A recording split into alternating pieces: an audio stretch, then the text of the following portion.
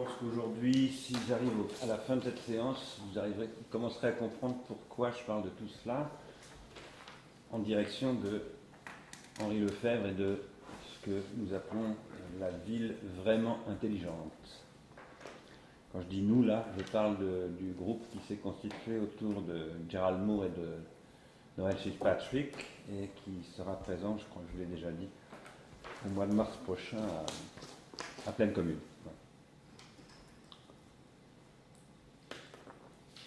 Alors, la question que je pose, qui est une question très pratique, qui concerne très pratiquement d'ailleurs le projet de Pleine Commune, c'est de savoir si une nouvelle configuration urbaine, à l'époque de ce qu'on appelle le BIM, comme vous le voyez ici sur cette image qui est extraite d'un article de presse, la question est déjà posée de savoir si le BIM est déjà dépassé. Je le signale juste en passant parce que les sujets dont nous parlons sont disruptifs, c'est-à-dire qu'ils sont perpétuellement dépassés. Il ne faut pas se laisser dépasser par ça, parce que ça c'est aussi du marketing. Et il faut faire très attention. Si on est capable d'identifier les processus structurants, on n'est pas forcément si dépassé que ça. Voilà. En tout cas, est-ce qu'une nouvelle configuration urbaine est possible à l'époque du BIM, du Building Information Modeling and Management? Ça, c'est la question pratique que nous allons poser dans un atelier de Pleine Commune qui s'appelle l'urbanité numérique. Et est-elle possible par une mise en œuvre anti-anthropique, anthropique avec un A et un H, des matériaux hypomnésiques,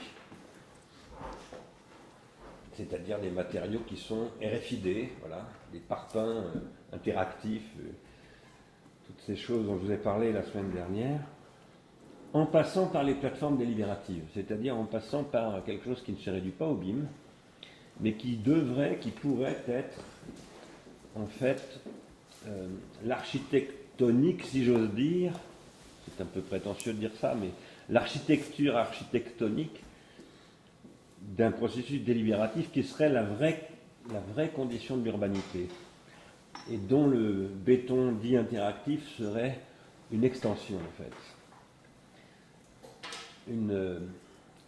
Un dispositif d'entrée-sortie, comme les imprimantes le sont, comme les smartphones le sont, etc.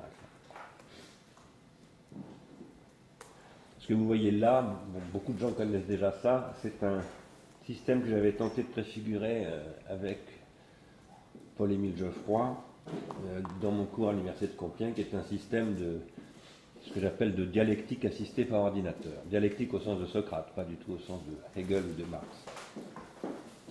Bref, c'est un système qui est basé sur l'annotation, et c'est un tel système que nous essayons d'implanter aussi à Pleine Commune. Alors, comment constituer, je dirais peut-être moi, une ville intelligente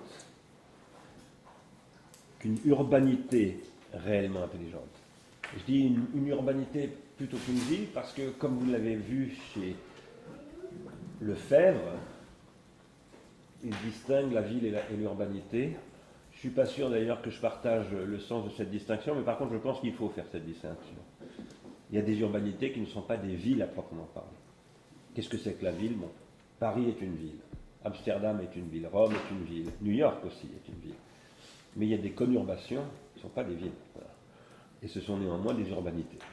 Et d'ailleurs, là où nous travaillons à Pleine Commune, bien sûr qu'il y a la ville de Saint-Denis, qui est une des plus vieilles villes de France en plus, et la première grande foire c'est pas rien, premier grand marché du Moyen-Âge, mais cette ville a été recouverte et envahie de choses urbaines, enfin, disons de traverser pratiquement la première dans toute la France d'ailleurs, par les logiques industrielles, telles que Lefebvre les décrit d'ailleurs, d'une manière extrêmement perturbatrice. Voilà.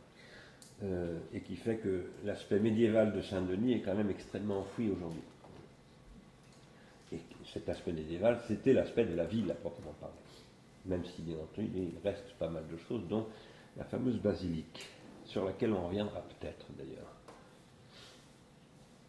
Alors, constituer une urbanité réellement intelligente, a really smart city, une cité réellement intelligente, parce qu'on pourrait garder le mot de cité, qui n'est ni exactement la ville, ni exactement l'urbanité. Ça suppose, c'est l'hypothèse que je développe ici, premièrement, une nouvelle intelligence de la conception. Mais la conception, c'est un sujet très compliqué, car la conception pose toujours le problème de l'immaculée conception. Et ce n'est pas simplement le christianisme de Marie qui pose ce problème. C'est par exemple la question de l'inconditionné chez Kant. Il y a quelque chose dans la conception chez Emmanuel Kant, c'est-à-dire dans la noèse kantienne, qui est immaculée, c'est-à-dire inconditionnée, qu'il appelle par moments l'être suprême, l'être, etc., et qui pose le problème de ce qu'il appelle la théologie rationnelle. Bien entendu, ce n'est pas dans ce sens-là simplement ou fondamentalement que je pose le problème. Ici, je le pose au sens où il nous faut nous demander aujourd'hui qu'est-ce que veut dire concevoir au XXIe siècle, y compris d'ailleurs concevoir génétiquement. La PMA, qu'est-ce que c'est comme genre de conception? Et concevoir au sens où je posais la question la semaine dernière avec Marx, comment est-ce que l'architecte conçoit un bâtiment? Et j'objectais contre Marx que ce n'est pas dans sa tête qu'il conçoit, mais sur les plans qu'il dessine. Il faudrait revenir vers Alfred Sonnrettel si on en avait le temps, je ne le ferai pas. C'est une des raisons pour lesquelles je te disais que je voudrais discuter avec la SEG, parce qu'il a écrit sur Sonnrettel ce que j'ai appris récemment. Mais pas seulement pour ça. Donc il faudrait, si on voulait poser ce genre de questions, et en portant y compris des questions, appelons-les métaphysiques, au sens d'Emmanuel Kant, si on voulait assumer des questions de ce type sur la conception, eh bien peut-être faudrait-il proposer ce que j'appellerais une conception quasi-causale de l'immaculée conception. Cette conception quasi-causale de l'immaculée conception, je crois qu'on peut la tirer du film dont cette image est extraite. Ça, c'est l'Évangile selon saint Matthieu de Pier Paolo Pasolini, et dont je soutiens que il ne dit pas ça Pasolini, mais il montre qu'en fait, si Jésus est devenu Dieu, c'est parce que Joseph l'a adopté alors que ce n'était pas son fils. Et que je pense que c'est la puissance d'adoption de l'accident, voilà, Marie a couché avec quelqu'un qui n'est pas moi, ma promise, eh bien je vais adopter l'enfant. Au début, il ne veut pas cet enfant, il s'en va, et c'est l'ange Gabriel qui lui dit « Attends, regarde tous ces gosses-là, tu vas l'abandonner cet enfant ?» Et il revient. Et ça, pour moi, c'est ça la grandeur du christianisme, c'est d'avoir posé ça, mais c'est une interprétation non chrétienne du christianisme, évidemment. Ce que j'appelle une interprétation quasi-causale. Jésus serait devenu Dieu par défaut de père, et c'est ce défaut que son père adoptif, Joseph, aurait adopté. Et c'est pour ça que Joseph est un saint. Alors, je l'entends évidemment la conception pas simplement dans ce sens théologique, même si je soutiens qu'il y a toujours un sens théologique derrière les conceptions qu'on se fait de la conception. Je le dis aussi avec Carl Schmitt, et qui pose une origine théologique, par exemple, au droit, irréductible, ce qui mérite d'ailleurs discussion. Mais je le pose en ce sens-là, mais je le pose aussi en un sens qui est celui que nous avions ouvert il y a 11 ans maintenant à l'Institut de Recherche et Innovation, avec le premier colloque Entretien Nouveau Monde Industriel que nous avions organisé en 2006 ou en 2007. Non, en 2007. Donc c'était il y a 11 ans, où nous nous intéressions à ce qu'on appelait à l'époque la bottom-up innovation. On n'appelait pas encore ça l'open innovation, enfin on l'appelait peut-être déjà comme ça, mais pas nous. Et nous nous étions penchés sur la transformation des séquences dans la conception industrielle que tout ça induisait. Au même moment, d'ailleurs, je faisais un séminaire là-dessus, enfin un cours là-dessus à l'École nationale des arts décoratifs, avec des designers et des artistes. Si nous voulons poser la question d'une ville vraiment intelligente, nous devons nous poser ce type de questions. Et je comprends bien que nos partenaires de Dassault Systèmes, Orange et Vinci trouveront ça peut-être fort de café de se poser la question de la quasi-causalité de la divinité de Jésus-Christ, mais néanmoins je pense qu'il faut se poser ces questions. On ne leur demandera pas de réfléchir avec nous à ça. Par contre, on essaiera d'élaborer, nous, un point de vue là-dessus pour pouvoir leur proposer une nouvelle conception de la conception industrielle. En particulier, telle que par exemple, elle permettrait au Building Information Modeling and Management de créer des ateliers d'urbanisme avec les habitants d'un genre tout à fait différent de ceux que l'on connaît aujourd'hui.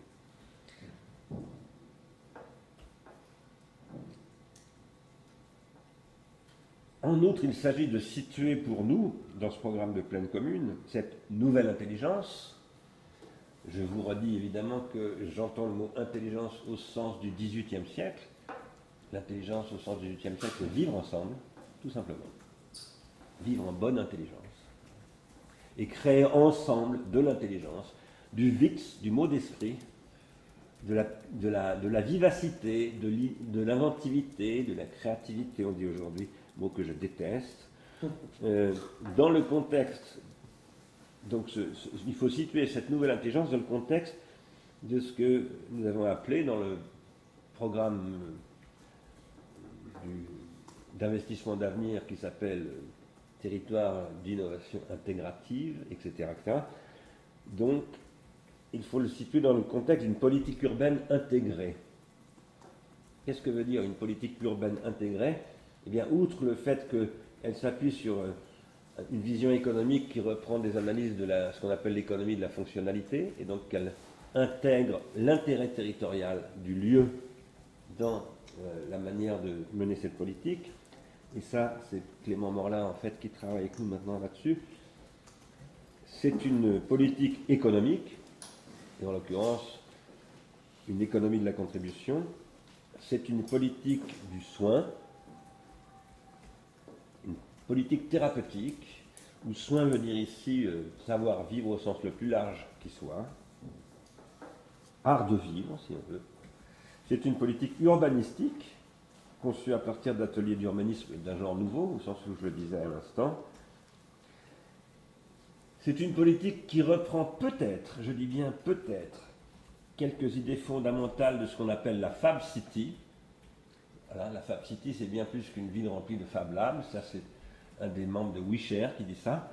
Et la Fab City, c'est aussi un projet qui était celui de la ville de Barcelone, qui nous rendra visite la semaine prochaine, je crois, et où on va un petit peu parler de tout ça. Et précisément, on va essayer d'intégrer l'expérience de ce qui s'appelle Barcelona Activa. Ça, ce sont les lieux de la Maison de l'Emploi de Barcelone. Comme vous le voyez, ils n'ont pas lésiné sur les moyens. Il y a 600 personnes qui bossent là-dedans. Et ils ont des résultats tout à fait impressionnants. Tout à fait extraordinaires. D'après ce que j'en ai vu, en tout cas.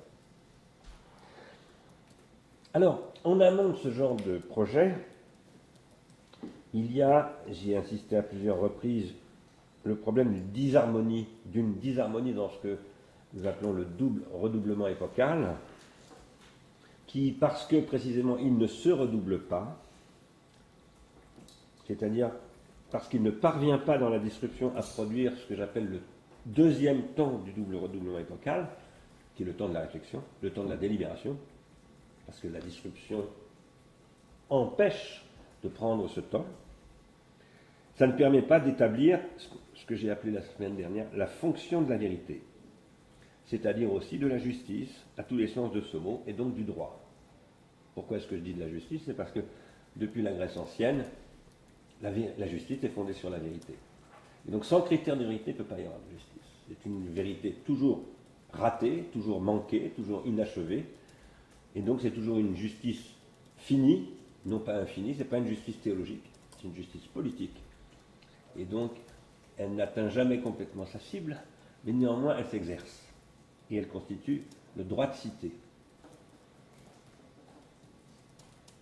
Le double redoublement épocal non redoublable et non redoublé, qui produit ce qu'on appelle la post-vérité, c'est-à-dire l'absence d'un critère, d'une fonction de la vérité, je pense que c'est un effet direct du programme néolibéral. Et qu'il faudrait, et qui produit...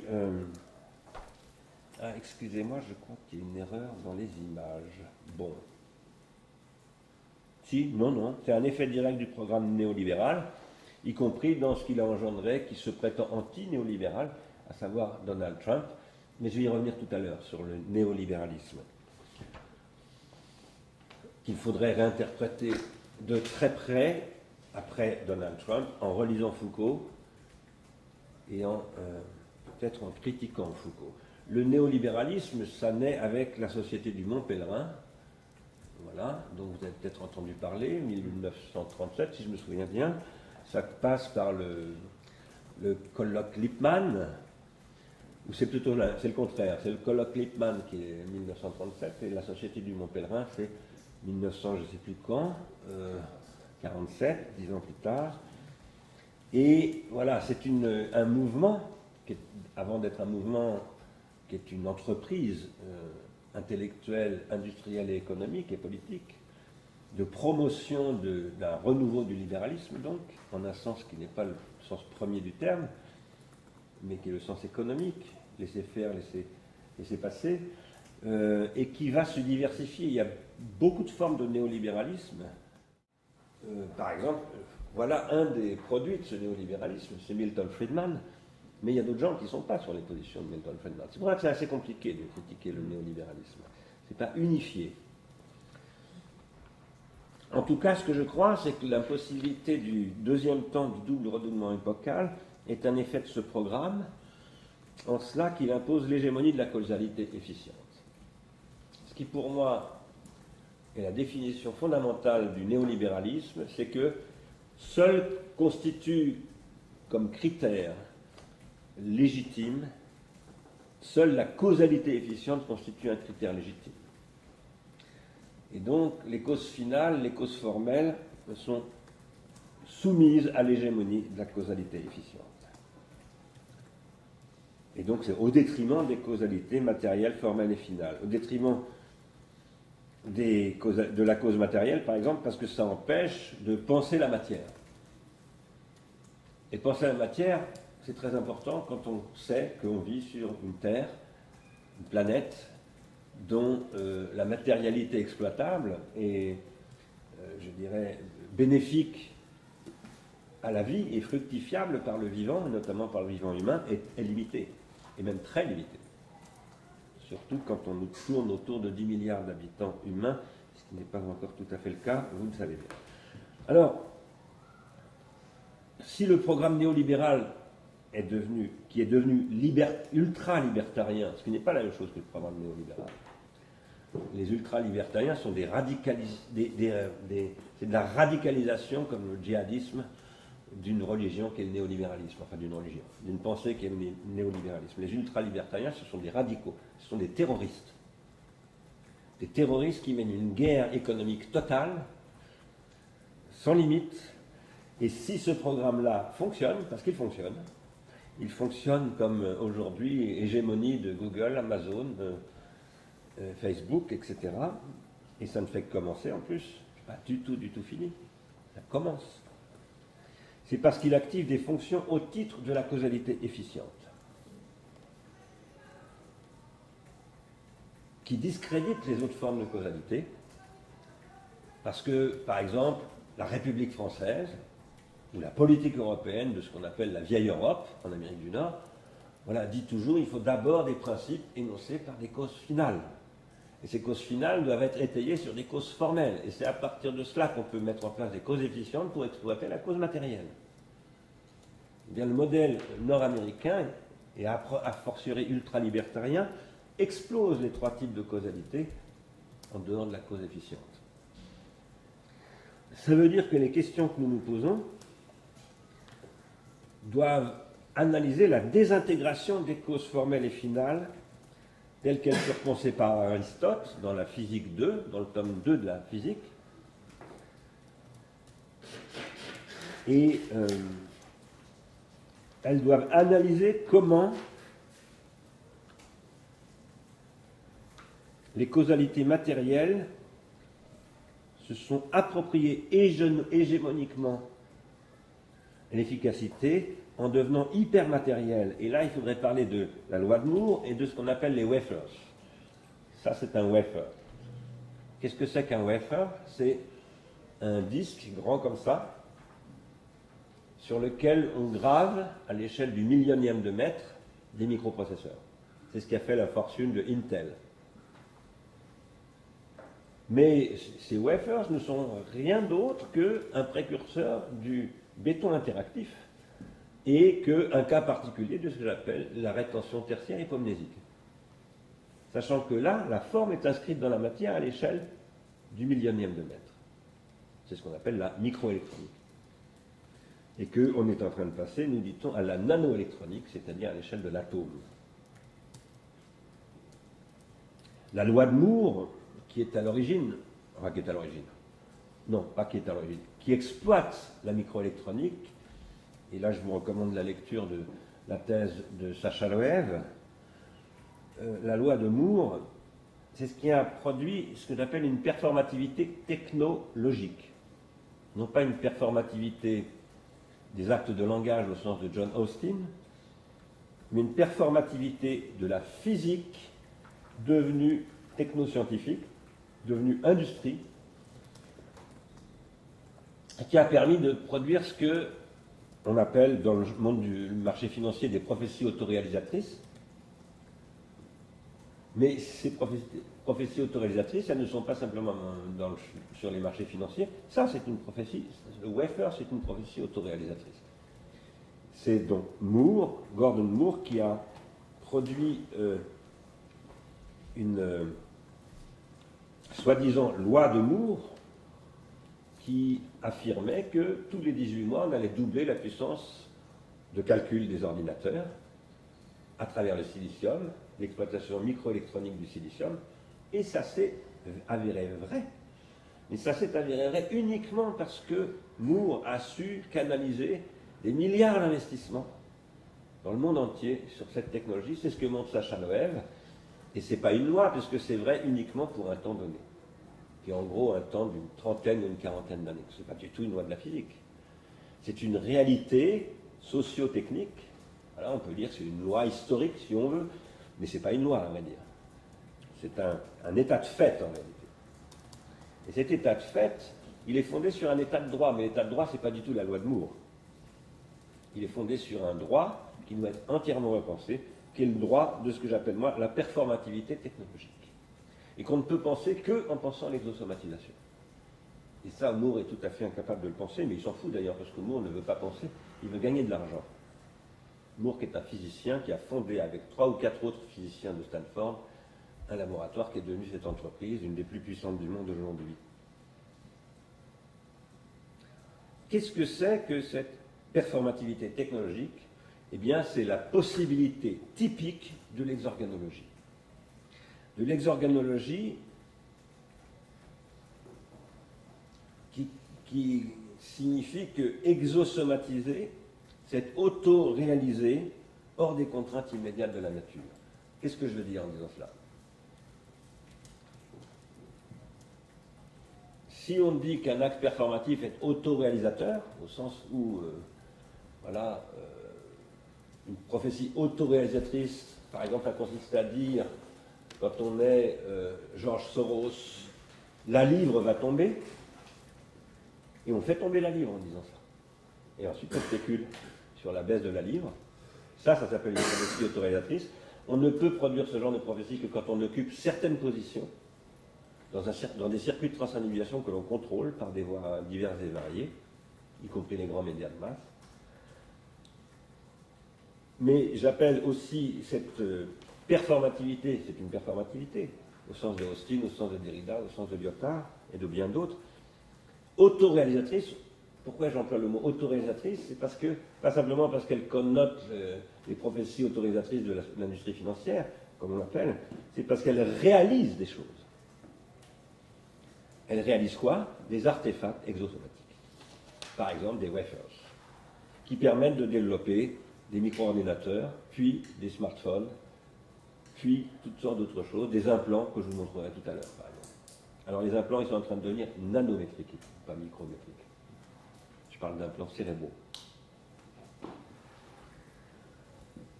Auto-réalisé hors des contraintes immédiates de la nature, qu'est-ce que ça signifie? Eh bien, ça signifie qu'on peut s'écarter des contraintes immédiates de la nature. Et la contrainte la plus immédiate de la nature, c'est l'entropie. Autrement dit, quand on produit un wafer, par exemple, on produit de la négantropie. Évidemment, on ordonne du silicium, on y inscrit des formalismes, etc., etc. Et cette négantropie peut produire de l'anti-entropie. C'est pour ça qu'elle a une valeur d'usage.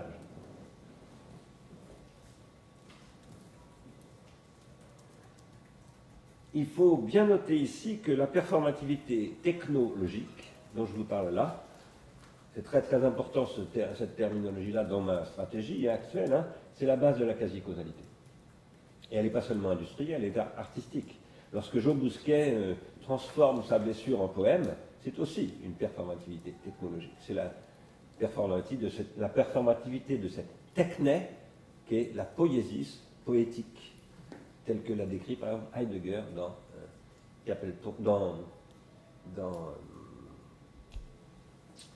dans la question de la technique.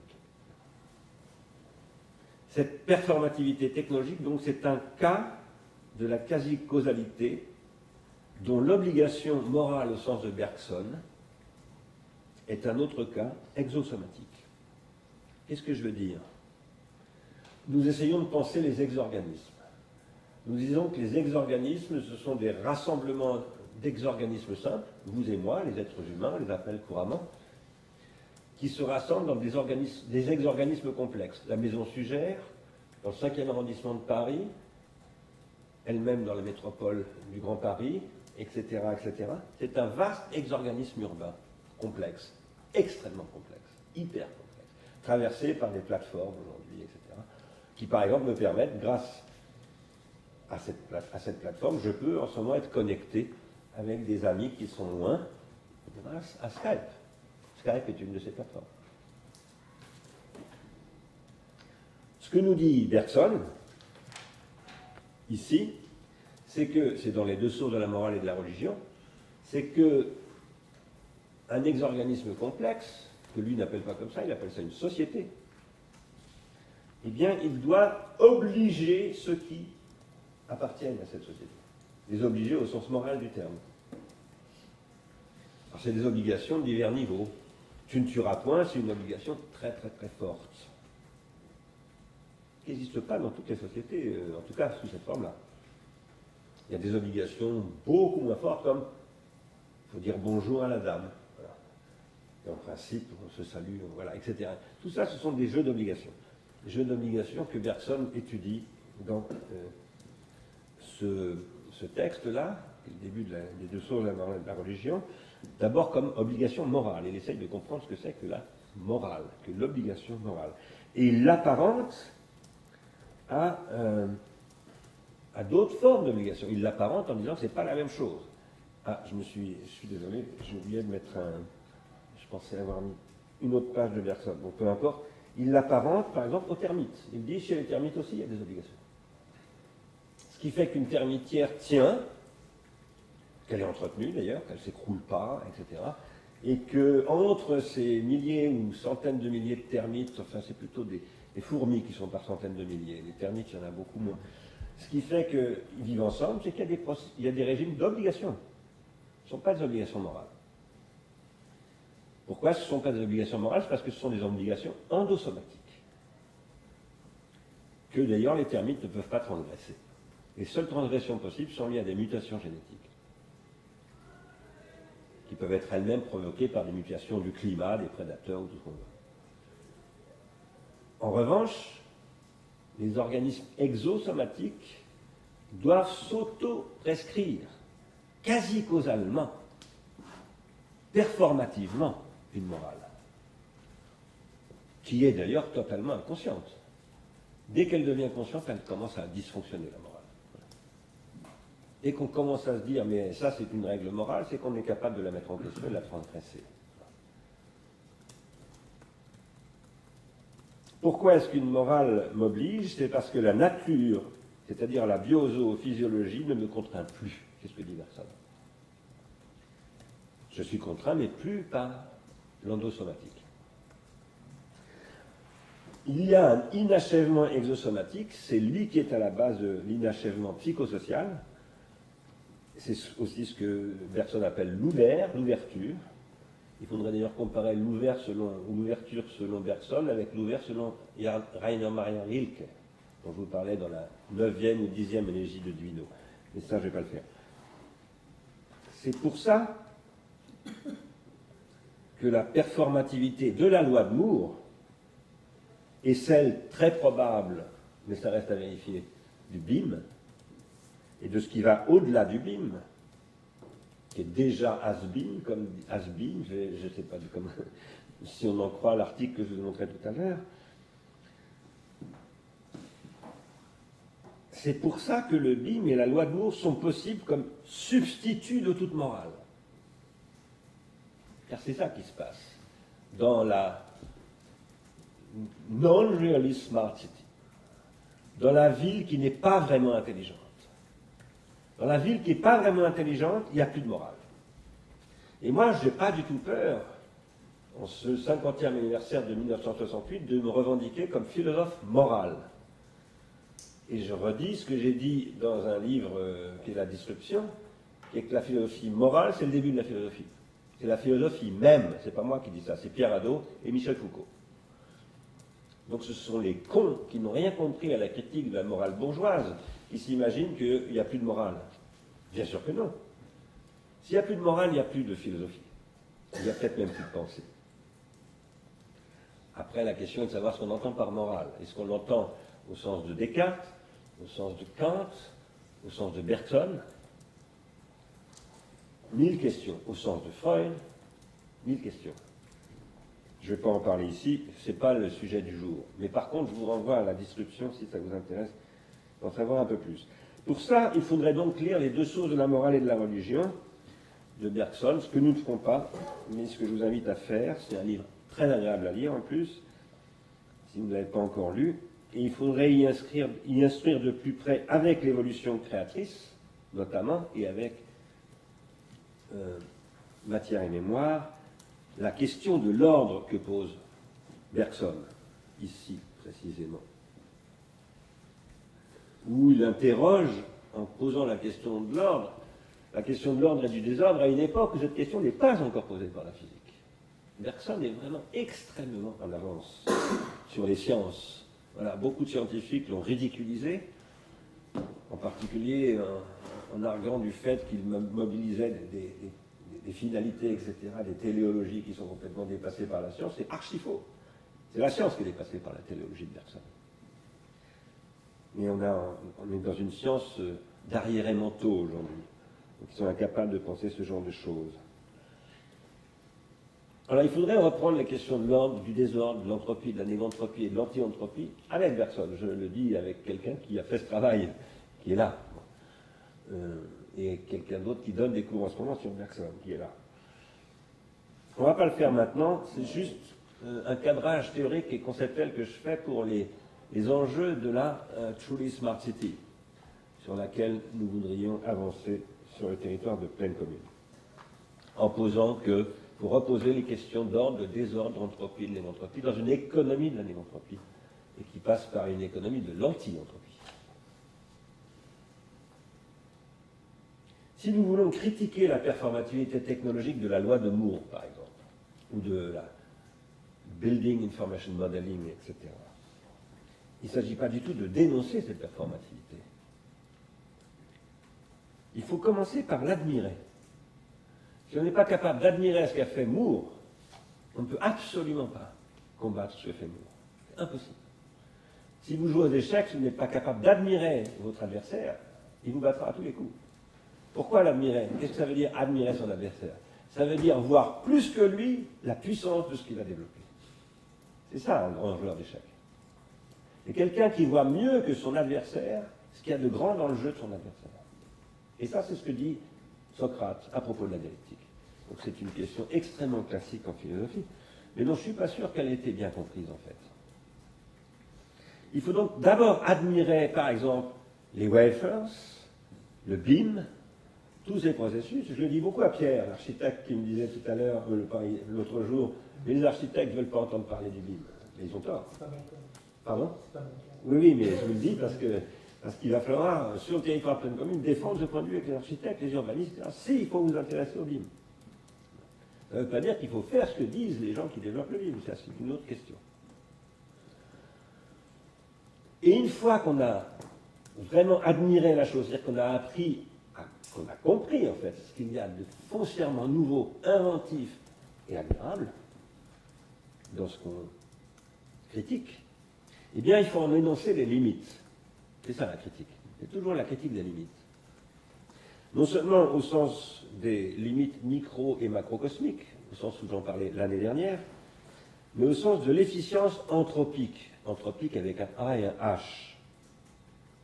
L'efficience anthropique qui est l'efficience du système technique, que je note ici ST,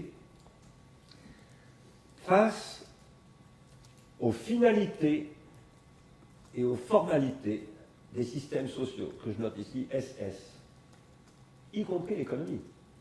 Excusez-moi, c'est pour ça à Lacan. Pardon? C'est pour ça à Lacan, votre formulation. Oui, ça y fait penser, mais... C'est dans la formulation.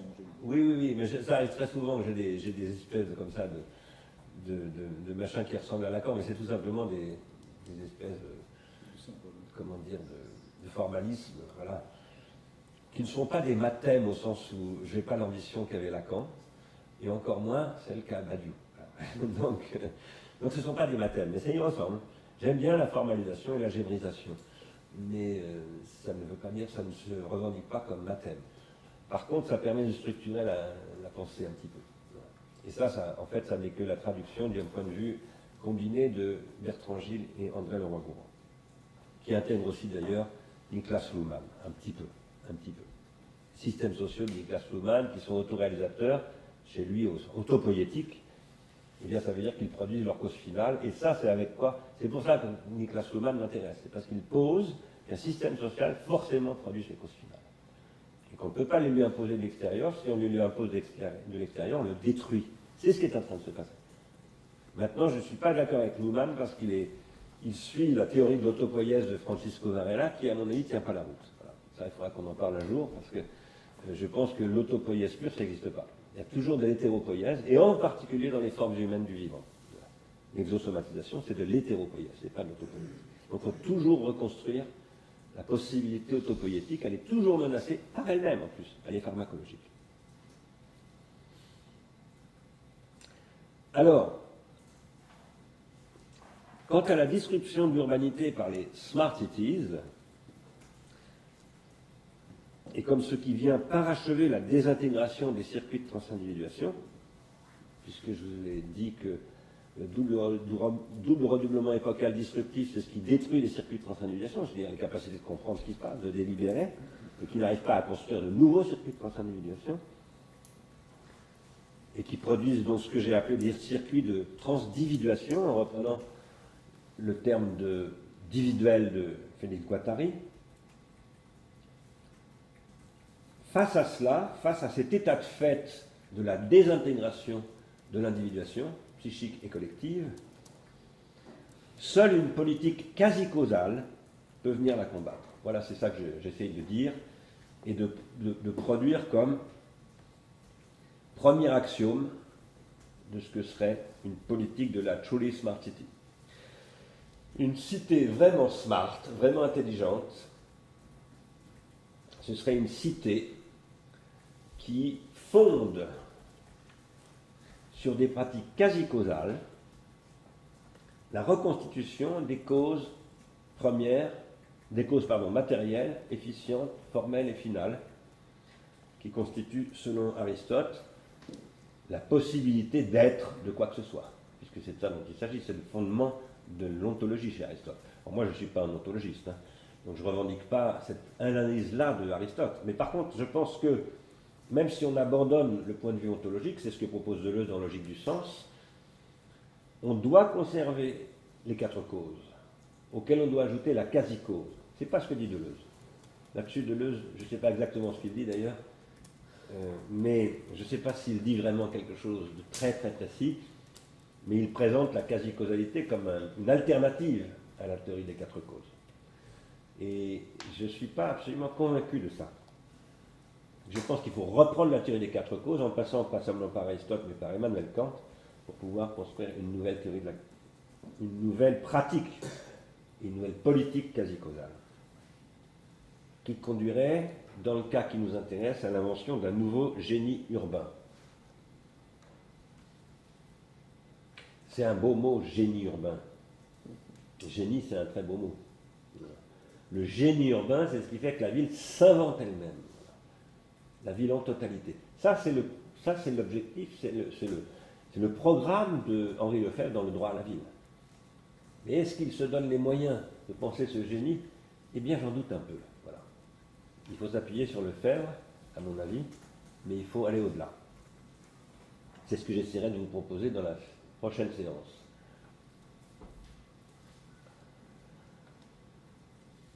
Dans tout ce que je dis ici, j'enchaîne sur ce que j'avais fait dans le troisième tome de La technique et le temps, à savoir la critique du schématisme kantien.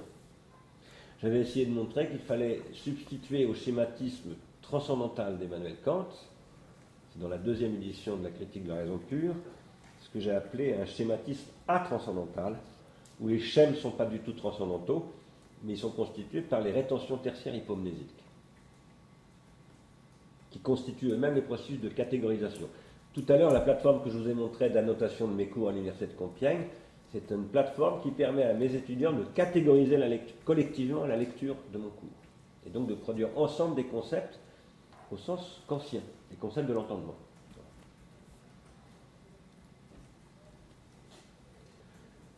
À cette question du schématisme kantien que j'avais posée dans Le temps du cinéma, le troisième tome de La technique et le temps, il faut ajouter, c'est ce que je m'emploie à faire en ce moment, la question de ce que j'appelle une quadruple causalité. Une quadruple, pardon, quasi-causalité. Une quadruple quasi-causalité. Qu'est-ce que ça veut dire? C'est une quasi-causalité qui permet de réinterpréter totalement la théorie des quatre causes, de redéfinir ce que c'est que la matière, l'efficience, la forme et la finalité. Et il faut le faire du point de vue de l'entropie, de l'anti-entropie, de la négantropie et de l'anti-entropie. Et évidemment, dans le contexte de l'exosomatisation, ça c'est ce que Kant ne peut pas penser, et c'est ce qu'il appelle à penser, tout comme Bergson. Et à partir de Deleuze, lorsqu'il écrit ceci, d'où viennent les doctrines sinon des blessures et d'aphorismes vitaux, qu'est-ce qu'il dit là? Il fait une comparaison entre les stoïciens et Joe Bousquet. Il dit, comme Joe Bousquet a été blessé par une balle qu'il a reçue dans le dos, et c'est à partir de sa blessure qu'il est devenu Joe Bousquet, il est devenu, comme il le dit, la quasi-cause de sa blessure, les stoïciens produisent des doctrines à partir de leur blessure, c'est-à-dire à partir de l'existence. Voilà. Le stoïcisme, c'est fondamentalement accueillir l'événement, comme dit Deleuze, l'événement qui est un accident, et à partir de cet accident, produire une finalité, c'est-à-dire une cause, voilà, qui est une quasi-cause. Ce n'est pas une cause de la physique, ce n'est pas une cause au sens de Newton ou de Kant, même si chez Kant, dans la cause pratique, c'est-à-dire dans la cause morale, il y a déjà quelque chose qui va vers ça, à mon avis. Mais ça y va, mais ça n'y arrive pas. Ça va par là, mais ça n'y arrive pas. Il faut ainsi réinterpréter les quatre causes depuis la quasi-cause dans le contexte de la performativité technologique, parce que la performativité technologique, c'est une quasi-causalité, c'est ce que je disais tout à l'heure en évoquant Bergson, et il faut poser que cette performativité technologique, qui ne commence pas avec Moore ou avec l'industrie financière, elle commence avec la techné en général. Le chaman a une performativité technologique, évidemment. Et si le chaman peut soigner, parce qu'il soigne vraiment, s'il peut vraiment soigner par l'imposition des mains, par des mots, par des rituels, eh bien c'est parce qu'il est quasi causalement efficace, bien entendu. Et ça, c'est évidemment ce que dit Lévi-Strauss sur l'efficacité symbolique, etc. Et ça fonctionne. Ce sont des questions extrêmement importantes qu'il faudrait analyser avec des médecins, etc. Ici, on n'a pas le temps, et j'ai jamais eu le temps moi-même de m'y pencher sérieusement, mais par contre, vous le savez, la psychiatrie s'est penchée sur ces questions, notamment l'ethnopsychiatrie. Et donc, je pense que ces questions sont extrêmement importantes, et en particulier à Plaine Commune, qui est tout à côté de l'hôpital Avicenne, qui est l'hôpital qui a été construit pour les immigrés. Au moment où la guerre d'Algérie se terminait, je crois, à peu près. Là où Toby Nathan a développé ses visions, et qui est devenu aujourd'hui une référence mondiale en matière d'ethnopsychiatrie. Et plus généralement, ethnothérapeutique, parce qu'il n'y a pas que la psychiatrie, bien entendu. N'importe quelle maladie est affectée ethniquement. On n'a pas la grippe de la même manière chez les Indiens, chez les Chinois et chez les Européens. Et ce n'est pas une question de médicaments ou de système de soins au sens étroit du terme, c'est une question de symbolisation de la maladie. La maladie dans certaines sociétés, c'est une possession avant tout. C'est pas ce que nous considérons être une maladie. Et on ne peut la soigner qu'en passant par les esprits, etc. Et ça a une vraie efficacité. Alors, aujourd'hui, la performativité technologique est devenue disruptive. Ça n'est plus celle du chaman ou celle de l'écriture que Socrate dit être un pharmacone. Et pourquoi est-ce qu'il dit que c'est un pharmacone? Parce qu'elle a une performativité technologique, justement, et que les sophistes l'exploitent, cette performativité, dans un mauvais sens, qui est le sens de l'efficience. Qu'est-ce que disent les sophistes aux jeunes Athéniens? C'est plus efficace d'appliquer ce que nous disons que d'écouter les philosophes.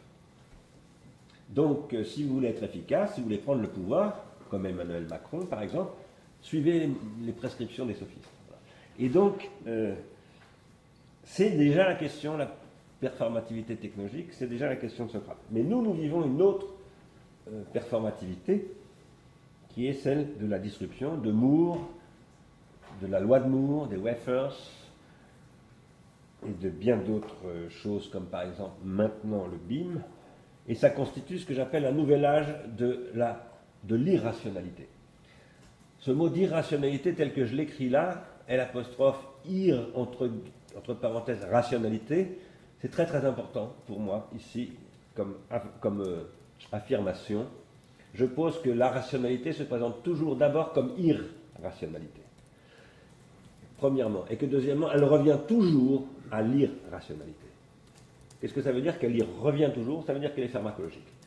Si par exemple Newton ou je ne sais quel savant, biologiste ou autre, produit rationnellement une vérité, c'est-à-dire une fonction anti-entropique qui est la fonction de la vérité, et qui permet d'augmenter les capacités anti-entropiques de la société dans laquelle il vit, eh bien cette fonction pourra toujours devenir entropique, pourra toujours redevenir le contraire de ce pourquoi elle était faite, comme la bombe atomique de Oppenheimer. Voilà. Et à partir de là, la question, ce n'est pas la rationalité qu'on doit se poser, c'est l'irrationalité. Pourquoi sommes-nous des êtres foncièrement irrationnels? On ne peut absolument pas dire qu'une pierre ou une fourmi ou même un singe sont irrationnels. C'est pas possible. C'est absolument impossible. J'ai fréquenté une guenon pendant de nombreuses années, c'était ma guenon. Jamais il ne me serait venu à l'idée de dire qu'elle était irrationnelle. Qu'elle était chiante, dangereuse même parfois, etc. Oui, ça, mais pas irrationnelle. C'est moi qui étais irrationnel d'avoir une guenon comme ça. Et de l'imposer à ma femme, à ma famille et à mes amis. Et c'est moi qui suis irrationnel, c'est pas l'animal. Ce que je veux dire, c'est que la pauvreté en monde dont parle Heidegger, par exemple, c'est ce qui n'est pas affecté par cette irrationalité. Le monde ne se constitue que dans l'irrationalité, que par la possibilité de l'irrationalité, qui n'est pas seulement la bêtise au sens de Nietzsche, mais la bêtise fait partie. La bêtise au sens de Nietzsche fait évidemment partie de l'irrationalité. Alors, de tout ça, il résulte que ce que j'ai appelé l'année dernière et dans la description, les rétentions secondaires collectives et les protensions secondaires collectives, dont je disais que nous vivons dans l'absence d'époque parce que nous n'avons plus de rétentions secondaires collectives et de protensions secondaires collectives, nous n'avons plus de finalité en commun. Nous sommes dans l'atomisation généralisée, la désintégration de la société par le marché.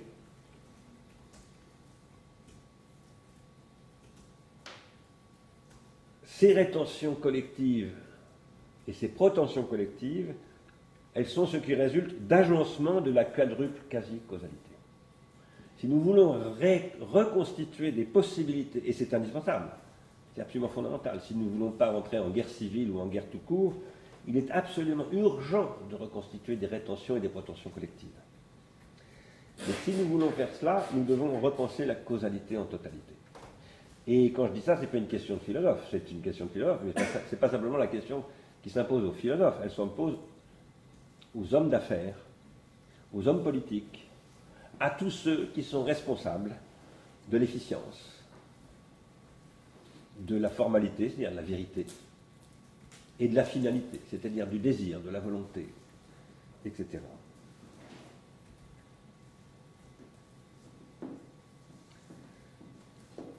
Si on veut affronter cette question, il faut comprendre, si on veut affronter ces questions de cette façon-là, quasi causalement, il faut comprendre que le réel, parce qu'il est anthropique, c'est-à-dire pharmacologique, est irrationnel. Le réel est fondamentalement irrationnel, IR entre parenthèses. Ça veut dire qu'il peut devenir rationnel si on met IR entre parenthèses. Mais il se présente toujours d'abord comme irrationnel. L'ouragan qui vient là, l'incapacité que j'ai à y faire face, les comportements de panique que ça engendre, les voleurs, les exploiteurs, les spéculateurs qui vont en tirer parti, tout ce qui se passe dans ce que Noémie Klein a décrit comme ce qu'elle a appelé la stratégie du choc, parce que c'est ça dont elle parle. Comment exploiter les catastrophes, etc., pour détruire par exemple l'enseignement supérieur, l'enseignement public, etc. C'est les comportements de spéculateurs, de bandits. C'est les comportements des ultralibéraux. Eh bien ça n'est possible que parce que le réel est foncièrement irrationnel. Il se présente toujours d'abord comme ça. Et si on ne le comprend pas, on ne peut pas lutter contre ça. Nous, quand je dis nous, je parle des philosophes, surtout européens, nous avons tendance à poser que, mais si, le réel est rationnel. Il est fondamentalement rationnel. Et nous avons tendance à le poser pas simplement au sens où Hegel le pose, d'une manière ultra idéaliste et ultra dogmatique qui conduit au discours du savoir absolu, sur lequel il faudrait faire des développements, mais je ne vais pas le faire, on n'en a pas du tout le temps, mais au sens où nous pensons tous que parce qu'un truc n'est pas rationnel, il ne fonctionnera pas. Non, c'est tout à fait tort. Les choses irrationnelles fonctionnent très très bien. Par exemple, prendre de l'héroïne, ce n'est pas du tout rationnel. Mais ça fonctionne du tonnerre de Dieu. Si vous faites un shoot d'héroïne, je peux vous dire, vous allez en prendre plein la gueule. Ça va très très bien fonctionner. Et donc, la question n'est pas du tout que ce qui n'est pas réel ne fonctionne pas. La question, c'est que ce qui fonctionne le mieux, en général, c'est ce qui n'est pas rationnel. C'est le réel en tant qu'il n'est pas rationnel. C'est la pente naturelle de l'entropie qui fonctionne le mieux. Or, la pente naturelle de l'entropie n'est pas rationnelle. Si on suit Whitehead, nous sommes là pour lutter contre l'entropie. La raison est à cette fonction de différer l'entropie. Et le réel est anthropique, et donc, il n'est pas rationnel. Localement. Bien sûr, si vous vous exportez en dehors du système solaire, etc., ça change. Mais ce dont je vous parle, c'est local. C'est toujours depuis un indice de localité qu'on peut parler de ce dont je parle ici. Des causes matérielles, efficientes, formelles et finales. Il n'y a pas de cause de ce genre dans l'univers absolu, dans l'univers universel, si je puis dire. On n'en est plus là.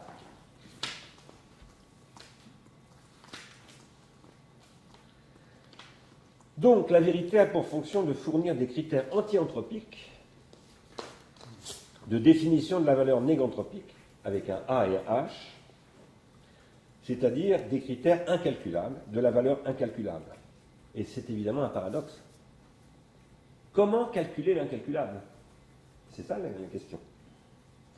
Comment programmer l'improgrammable ou l'improbable?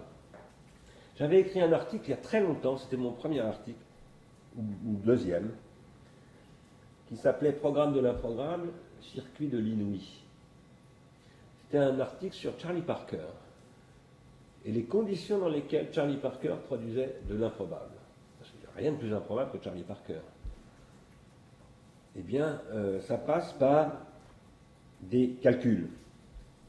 Ces calculs sont des calculs de l'entraînement du musicien, pas simplement à jouer du saxophone alto, mais à écouter les autres musiciens, à transformer l'entente qu'il a de Lester Young, etc., etc., par une pratique qui cultive l'incalculable, en calculant. Cultiver, c'est calculer l'incalculable. Et le savoir, en général, pas simplement celui de Charlie Parker, j'ai oublié d'afficher cet énoncé fondamental. Le savoir, c'est toujours ce qui calcule au-delà du calcul. Le savoir est toujours au-delà du savoir, autrement dit. Le savoir est toujours inachevé, si vous préférez. C'est ce que dit Husserl dans la crise des sciences européennes, dans tous les textes qu'il écrit pratiquement à partir des années 30. Et c'est aussi ce que dit Hölderlin dans ce texte que je vous ai déjà présenté. Et que, incroyablement, quand même, Heidegger a fait passer sous le tapis, parce que Heidegger ne cite jamais ça, en tout cas à ma connaissance. Heidegger qui n'arrête pas de parler de Hölderlin. Hölderlin qui nous dit qu'il y a une loi calculable de l'incalculable. Voilà. C'est absolument fondamental. C'est aussi ce que nous dit Paul Claudel, dans un texte que je vous avais déjà présenté, et c'est aussi ce qu'on voit quand on admire le football. Parce que, ce qui n'est pas mon cas, mais voilà, ce type-là qui est très connu, des jeunes de pleine commune, qui s'appelle Zinedine Zidane. C'est quelqu'un qui calcule, il s'entraîne, ça veut dire qu'il calcule. S'entraîner, ça veut dire calcul. Il s'entraîne et il fait des trucs absolument incalculables. C'est pour ça qu'il est le plus grand champion de football français. Voilà. Donc c'est dans toutes les pratiques porteuses de savoir, quel que soit ce savoir, sportif, poétique, physique, philosophique, religieux ou autre, qu'il y a du calcul qui produit de l'incalculable, c'est-à-dire de l'inattendu, de l'inachevé, de l'anti-anthropique. C'est à partir de ces considérations qu'il faut, je crois, aller au-delà du discours de la démondialisation. Tout à coup, je passe sur un autre registre.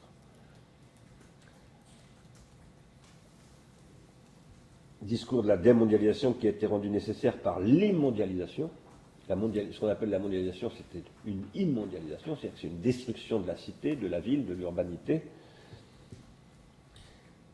et qu'on ne peut dépasser qu'en construisant la perspective d'une remondialisation.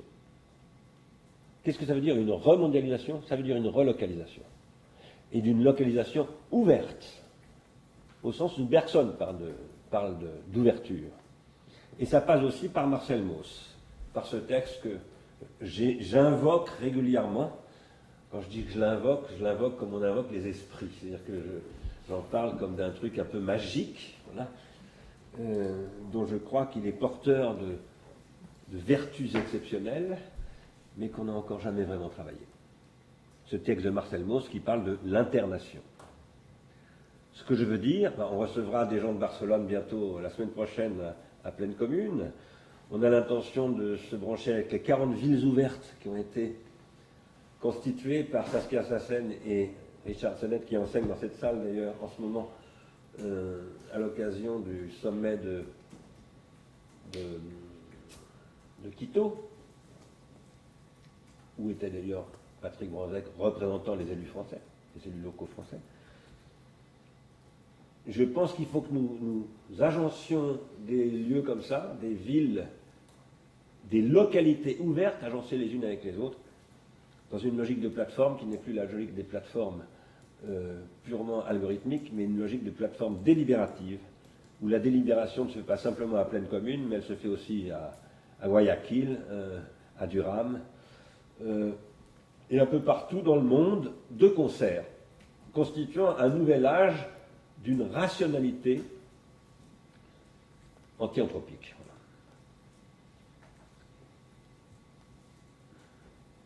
Voilà. Ça suppose de prendre très au sérieux ce que dit le 11e point, le point L, la lettre L, c'est la 11e lettre de l'alphabet, de ce fameux warning to humanity dont je vous parle souvent. On ne va pas très bien en fait. Vous arrivez à lire? Bon, où en fait cet appel des 15 000 chercheurs dont je vous parle régulièrement est un appel à développer une autre économie, une économie dont je soutiens, moi, c'est pas ce qu'ils disent. Mais ce que je soutiens, c'est que cette économie dont ils parlent, c'est forcément une économie de la localité, une économie de l'anti-anthropie. Et donc, nous organiserons à Londres, à l'automne prochain, à la Serpentine Gallery, une discussion internationale sur ce sujet. Le but étant de commencer à répondre à cet appel des 15 000 chercheurs en question, dans un événement qui sera un peu couvert médiatiquement, et en vue de produire un discours, je l'ai déjà dit je crois ici, pour le 100e anniversaire de la Société des Nations, qui sera commémoré le 10 janvier 2020, pour lequel nous voudrions produire un texte produit par ces villes ouvertes, mais aussi par toutes sortes d'autres gens, dans le contexte de ce que nous appelons maintenant à Ars Industries le bouleuterion de l'Anthropocène. Voilà. Et ici, il s'agit d'aller au-delà de Nicolas Georgescu-Roegen, auquel je me réfère souvent, par exemple ce texte-là, qui est pour moi un point de départ fondamental, mais absolument insuffisant. Absolument insuffisant parce qu'il ne tire pas les conséquences que j'appelle exorganologiques et néganthropologiques de ce qu'il a repris chez Alfred Vodka. C'est pour ça que cette économie qu'on trouve, cette bioéconomie qu'on trouve chez Nicolas Georgescu-Roegen ne peut pas nous servir de référence, n'est pas suffisante pour le projet de pleine commune. Alors, ici, il faut argumenter, après Georges Bataille, je dis après Georges Bataille parce que ce dont je parle ici, c'est une économie générale au sens de Georges Bataille. C'est une économie qui intègre les questions que Georges Bataille avait posées dans La part maudite. C'est le premier qui s'est référé à ma connaissance à Vernadsky, très très tôt, d'une manière géniale, parce qu'il a vraiment donné son sens à l'entreprise de Vernadsky d'une manière tout à fait lumineuse à mon point de vue, même s'il est étrange qu'il ne se soit jamais référé à Freud et à la psychanalyse. Ça, c'est toujours pour moi un sujet de perplexité. En tout cas, il faut argumenter ici avec Whitehead, après Bataille, avec Whitehead, Canguilhem et Lotka. Donc pour moi, ce sont les principaux, Whitehead, Canguilhem et Lotka, ce sont les principaux, si j'ose dire, fournisseurs de concepts dans cette discussion. Et il faut revisiter Derrida, en particulier, mais pas seulement Derrida, Foucault, Deleuze et bien d'autres, Lacan, Freud. Il faut revisiter surtout Derrida à partir de ces points de vue-là, en pensant la différence comme étant irréductiblement néganthropique. Ça, en disant ça, je réponds à la critique qui m'est régulièrement faite de tirer Derrida vers l'anthropologie. Et je ne crois pas du tout que je fasse ça, bien au contraire. Mais je pense par contre que la différence de Derrida, le concept de différence de Derrida, ne peut pas neutraliser son origine localement néganthropique et néganthropologique. Pourquoi? Parce qu'on ne peut pas neutraliser l'instrument qui a produit le concept. Hegel disait déjà ça dans la phénoménologie de l'esprit. On ne peut pas éliminer la trace de l'instrument.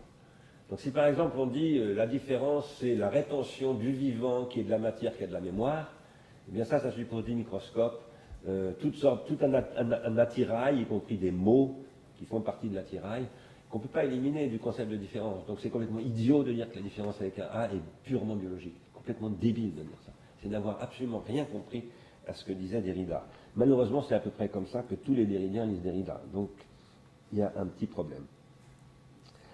Alors, je ne vais pas développer ce point de vue, mais je l'ai développé dans un séminaire à Zurich qui a eu lieu il y a 5 ans, que peut-être nous publierons un de ces jours. Voilà. Et juste pour préciser un petit peu mon point de vue, par exemple, si nous disons aujourd'hui que la vie se définit fondamentalement après Schrödinger dans un rapport à l'entropie et à la négantropie, eh bien, vous ne pouvez pas comprendre ce que c'est que l'entropie si vous ne savez pas ce que c'est que cette machine. Sans la machine à la peur, il ne peut pas y avoir une théorie de l'entropie. Il y a des énonciations de l'entropie, mais pas des théories. Et je l'ai souvent dit, le 3e livre de la Genèse de la Bible est une énonciation de l'entropie. Tout deviendra poussière, c'est une forme de parler, une façon de parler de l'entropie.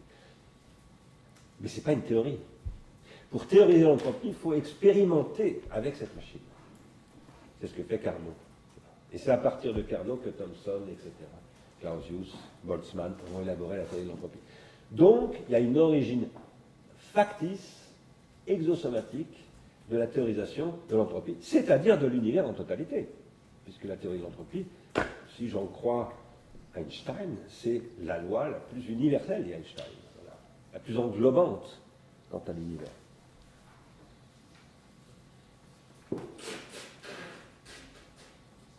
Bon, tout ça, il faut, pour le penser avec les concepts de la grammatisation, le BIM, toutes ces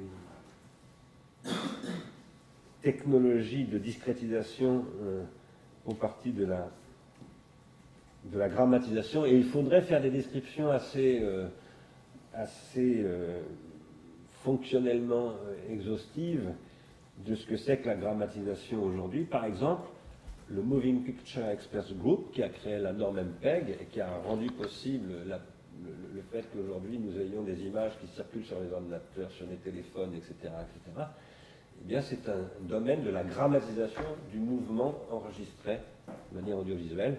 Et donc il faut analyser le BIM, le MPEG, toutes ces technologies, l'algorithmique en général comme processus de grammatisation. Et si on n'intègre pas, pour revenir maintenant à la ville, le fait que la ville est le lieu où la grammatisation se concentre, Lefebvre insiste sur le fait que la ville, c'est d'abord une accumulation d'archives.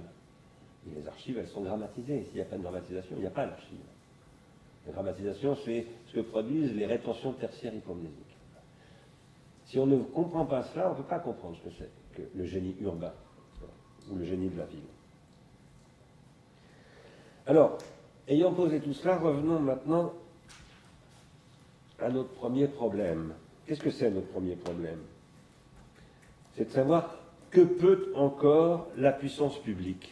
La puissance publique, qui commence là, dans le bouleterium. La puissance publique, c'est la boulet. C'est la capacité que le bouleterium, comme institution, a à produire une volonté collective, ce que j'appelais tout à l'heure des prétentions collectives. Et ça suppose une institution qui est en fait un exorganisme complexe, cette institution, qui est au cœur d'un autre exorganisme complexe qui s'appelle la cité. Ça commence en Grèce et ça continue pratiquement jusqu'à aujourd'hui. L'Assemblée nationale, c'est le bouleterium de la nation française.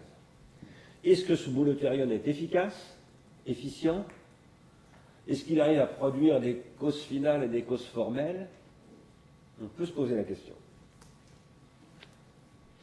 Ce bouleterium de l'Assemblée nationale à Paris, c'est donc le bouleterium de l'État moderne devenu industriel. Et cet État moderne devenu industriel, il s'est développé en passant par Hobbes, pardon. Je ne sais pas pourquoi. Ah oui, il s'est développé en passant par Hobbes et par les grandes théories du droit. Ici, je réfère à une façon qu'aujourd'hui, des théoriciens américains ont de mobiliser la théorie de Carl Schmitt, qui est une grande théorie du droit, de l'État moderne et de la nation, sur laquelle on n'aura sûrement pas le temps de revenir, malheureusement. Mais si je me réfère ici à ces questions, outre que je vais revenir sur Hobbes tout à l'heure, parce que Hobbes, c'est quelqu'un qui se demande pourquoi le Léviathan n'est pas une fourmilière, et ça nous intéresse beaucoup au moment où nous sommes en train de devenir des fourmilières numériques, et pourquoi il ne faut pas que ça devienne une fourmilière, bien qu'il y ait un souverain qui joue quasiment le rôle de la reine de la fourmilière. Chez Hobbes, nous vivons à une époque où la puissance publique est devenue l'impuissance publique, tandis que les grands exorganismes ne sont plus des puissances publiques, mais des puissances économiques qui ont le pouvoir d'agir, et qui ont le pouvoir d'agir à l'échelle de la biosphère en totalité, court-circuitant totalement les localités, et détenant du même coup intégralement la causalité efficiente. C'est pour ça que, par exemple, Facebook a pu proposer au gouvernement anglais, il y a déjà pas mal d'années d'ailleurs, 7-8 ans, de devenir le gestionnaire des statistiques de l'Angleterre et de remplacer ces instituts statistiques qui servent à rien, qui coûtent cher, avec des fonctionnaires paresseux et inefficaces. C'est aussi pour ça qu'un autre grand patron de l'exosomatisation biosphérique, Chris Anderson, a pu poser que la théorie ne sert plus à rien. On n'a pas besoin de théorie, puisque l'efficience des algorithmes de Google permet de se passer parfaitement de linguiste, par exemple, pour faire du traitement du langage, etc., etc. Je ne vais pas développer ça, je l'ai déjà développé longuement depuis 3 ou 4 ans. Mais ça veut dire tout simplement que Chris Anderson dit qu'on n'a pas besoin de cause formelle. La vérité n'est plus contrôlée par une cause formelle, c'est-à-dire par un formalisme capable d'énoncer une fonction de vérité. Non. Elle est produite de manière efficiente par des patterns extraits, par des algorithmes. Un point, c'est tout. Et c'est ça qui a conduit à l'élimination des causes finales, c'est-à-dire des incalculables. Les incalculables étant, je vous l'ai déjà dit, Arthur Rimbaud, la bonne de Marcel Proust, etc. C'est-à-dire ceux qui sont des écarts par rapport à la norme, qui produisent ces exceptions locales qui produisent de l'anti-entropie.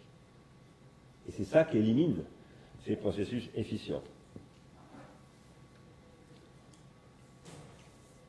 Mais s'il en va ainsi, je soutiens, moi, que c'est parce qu'il n'y a pas eu de nouvelle pensée de la chose publique.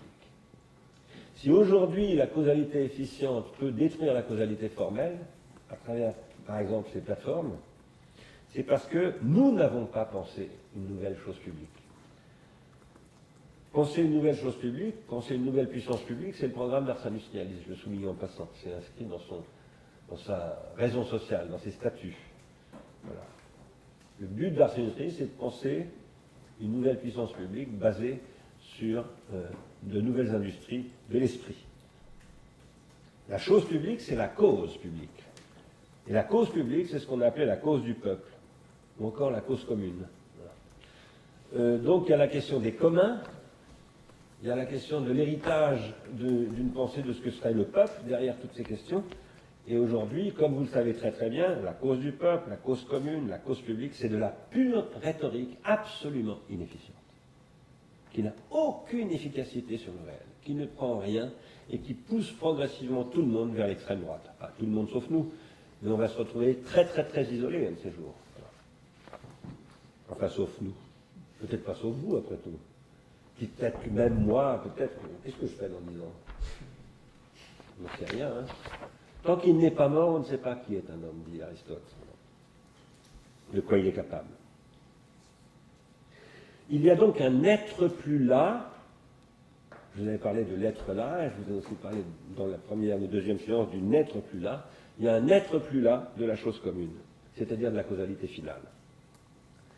C'est-à-dire des rétentions secondaires collectives d'une localité capable de proclamer, si on reprend par exemple le vocabulaire qui passe par Rousseau, son droit à l'autodétermination, et qui, chez Heidegger, s'appelle l'auto-affirmation du peuple allemand.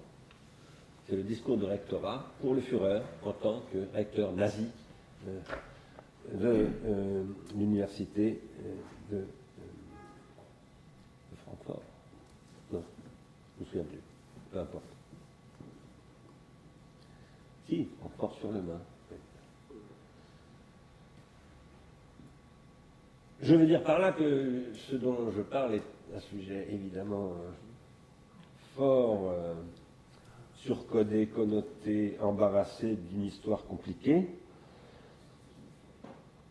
et que nous devons revisiter toute cette histoire et toutes ces questions dans un contexte contemporain où il n'y a plus la cause publique, la chose publique, elle est totalement discréditée.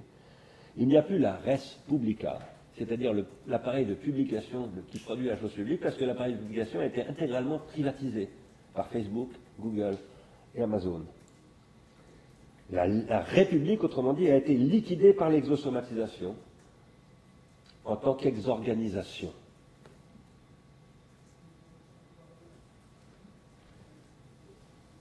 Et nous, si nous voulons réaffirmer qu'une cause publique est possible, nous devons dire qu'une cause publique est une cause finale.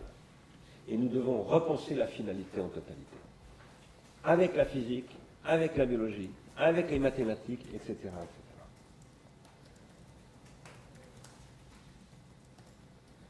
La chose publique, c'est une affirmation quasi-causale. C'est la capacité qu'a localement une cause commune de cette localité d'affirmer quasi-causalement une causa. Et c'est à l'intérieur de cette causa qui est le radical d'accusatif, accusation, etc., qui se produit sur l'agora, agoréine, comme dit. Agoréine, ça veut dire, dit Heidegger en grec, accuser, mettre en cause. C'est depuis la mise en cause d'une localité sur cette scène qui est celle de l'agora, du boulotérium, etc., qu'il faut penser la causalité. Ce n'est pas à partir de Newton qu'il faut penser la causalité. Bien entendu, il faut penser la causalité avec Newton, mais pas à partir de Newton. La causalité, c'est la quasi-causalité. Comment est-ce que je peux lutter contre les lois de la physique? Par exemple, contre l'entropie. Car je dois lutter en permanence contre cette loi, qui est une loi de la physique. comment est-ce que je peux agencer de telles lois? Par exemple, au sens où André Leroi-Gourhan dit, un objet technique, c'est une morphogenèse. Si j'observe tous les objets techniques dans la série qu'ils forment depuis 1 million d'années, je vois une morphogenèse du manche. Par exemple, il a étudié beaucoup des manches.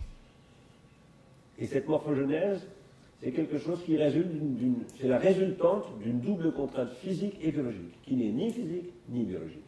Et c'est ce que Simonon a prolongé en disant, et ça produit des processus de fonctionnement, des fonctionnements qu'il appelle des processus de concrétisation, qu'on ne peut pas expliquer par la physique. Il explique ça, Simonon. Ça ne veut pas dire que c'est contradictoire avec la physique. Ce n'est pas contradictoire, sinon ça ne fonctionnerait pas, évidemment.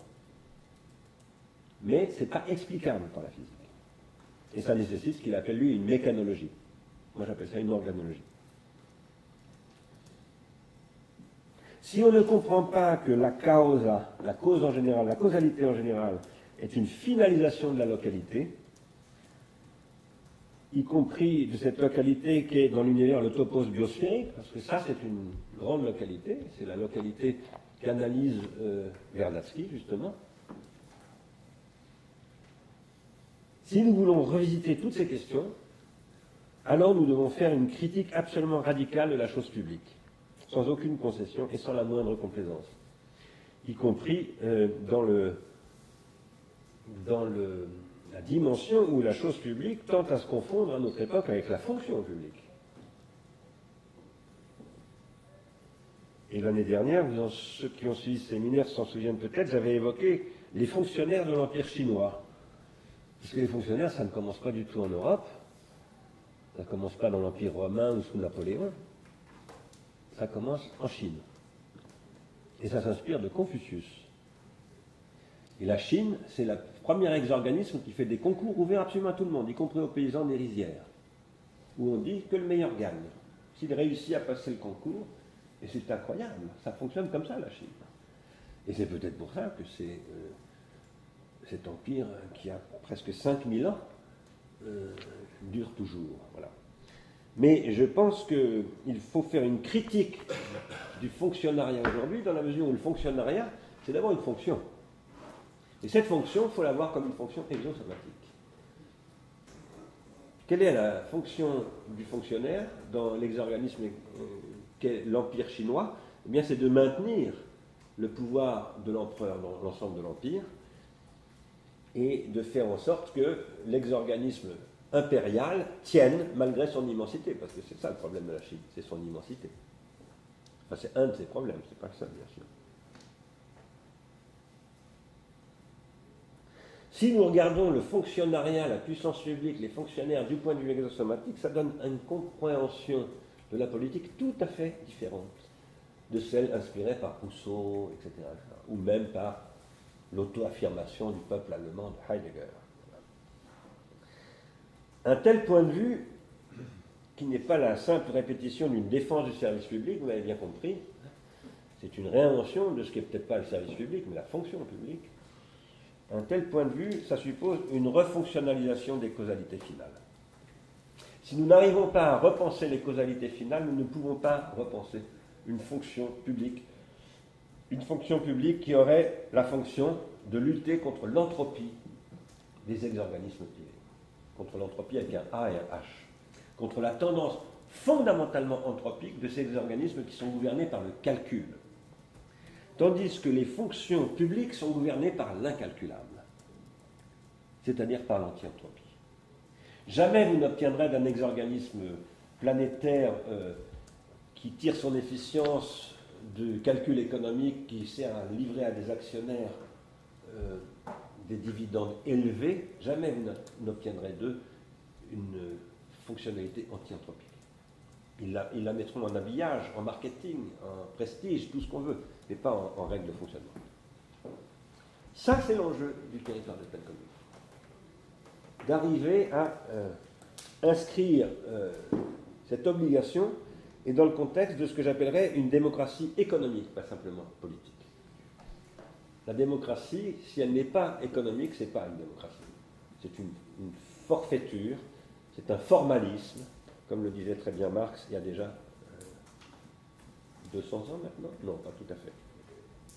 Il est né il y a 200 ans. il a commencé à dire ça 30 ans plus tard, il y a 170 ans.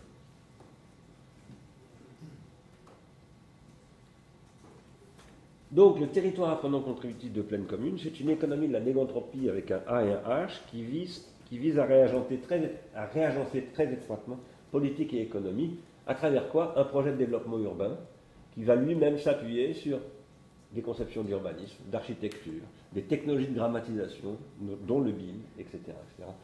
Pourquoi faire? Pour développer des plateformes digitales, c'est-à-dire grammatisées, délibératives. Et pour donner aux technologies de calcul un sens nouveau, comment les technologies de calcul peuvent intensifier l'incalculabilité. Et du même coup, limiter l'entropie produite par les plateformes. Refonctionnaliser les causalités finales, c'est lutter contre la prolétarisation, pour le redire dans une terminologie qui est plus courante chez nous. C'est lutter contre la prolétarisation et contre la dénoétisation qui en résulte, et qui est vraiment extraordinairement généralisée aujourd'hui. Je ne sais pas si c'est votre cas, mais moi je suis sidéré de voir le niveau de dénoétisation partout, à commencer par moi-même. L'incapacité dans laquelle nous sommes de plus en plus de produire des synthèses noétiques. C'est quelque chose de sidérant, d'extrêmement inquiétant, terrifiant. Tout ce qu'on dit, par exemple, quand on discute avec Marie-Claude Bossière, pédopsychiatrie, sur ce qui se passe sur le territoire, la psychopathologie à laquelle elle a affaire, c'est ça. Mais ce à quoi elle a affaire chez des enfants ou des mamans qui sont dans des situations extrêmes de difficulté, ça concerne tout aussi bien Pleine Commune, Patrick Morazec, vous et moi. Tout le monde. Personne n'échappe à ça. Donc la question, c'est comment on lutte contre la dénoétisation en étant soi-même dénoétisé. Eh bien, il faut avoir une approche quasi-causale. Il faut adopter l'accident de la dénoétisation. Il faut faire de cet événement de la dénoétisation ce que je veux. Il faut repenser la désindividuation. Un jour, Vincent Bontemps m'a fait remarquer que... non, c'est pas Vincent Bontemps d'ailleurs qui m'a fait remarquer. C'est... j'arrive pas à retrouver son nom. Un artiste... qui... Pardon? Duhem. Ouais, merci. Ludovic Duhem. Ouais. Mais un jour fait remarquer, mais la désindividuation, chez Simonon, c'est positif. C'est négatif, mais c'est aussi positif. Simonon dit pour s'individuer, il faut se désindividuer. Évidemment, il avait tout à fait raison. Donc, c'est peut-être comme ça qu'on peut récupérer la question de la prolétarisation. Et faire que le prolétariat ne soit plus une puissance du négatif au sens de Marx et de la dialectique matérialiste, mais en un sens quasi-causal. Comment faire une quasi-causalité de la prolétarisation? Voilà un sujet qui nous importe énormément, car nous ne pouvons pas, à Pleine Commune, évidemment, ignorer que voilà, la prolétarisation à Pleine Commune va particulièrement loin, et si on n'est pas capable de promettre à ceux qui sont prolétarisés qu'à partir de leur prolétarisation, ils vont peut-être être capables de quasi-causalement produire quelque chose de nouveau avec nous, ou nous avec eux plutôt, eh bien on n'ira pas loin. Hein. Ils n'adopteront jamais notre point de vue, parce que notre point de vue sera foncièrement blessant et inaudible pour eux, inacceptable. Ce qu'il faut, si nous voulons comprendre ça, il faut que nous comprenions d'abord que nous sommes tout autant prolétarisés qu'eux. Et je ne dis pas du tout par une attitude comme ça, rhétorique, mais c'est parce que je le pense très très profondément. Et si je peux être affecté par la dénoétisation des autres, c'est parce que je suis moi-même dénoétisé. Sinon, je ne le verrai pas. Ce qu'il faut comprendre, c'est que cette dénoétisation résulte d'un état de désorientation d'un genre tout à fait spécifique, qui est l'impossibilité du double redoublement épocal. J'ai essayé de montrer dans La technique et le temps, tome 2, que la désorientation est native, c'est-à-dire que l'homme est un être foncièrement désorienté et qu'il s'oriente depuis sa désorientation. Mais aujourd'hui, nous vivons une épreuve de la désorientation absolument exceptionnelle, tout à fait nouvelle. Ici, je rappelle sommairement ce que c'est que le double redoublement épocal.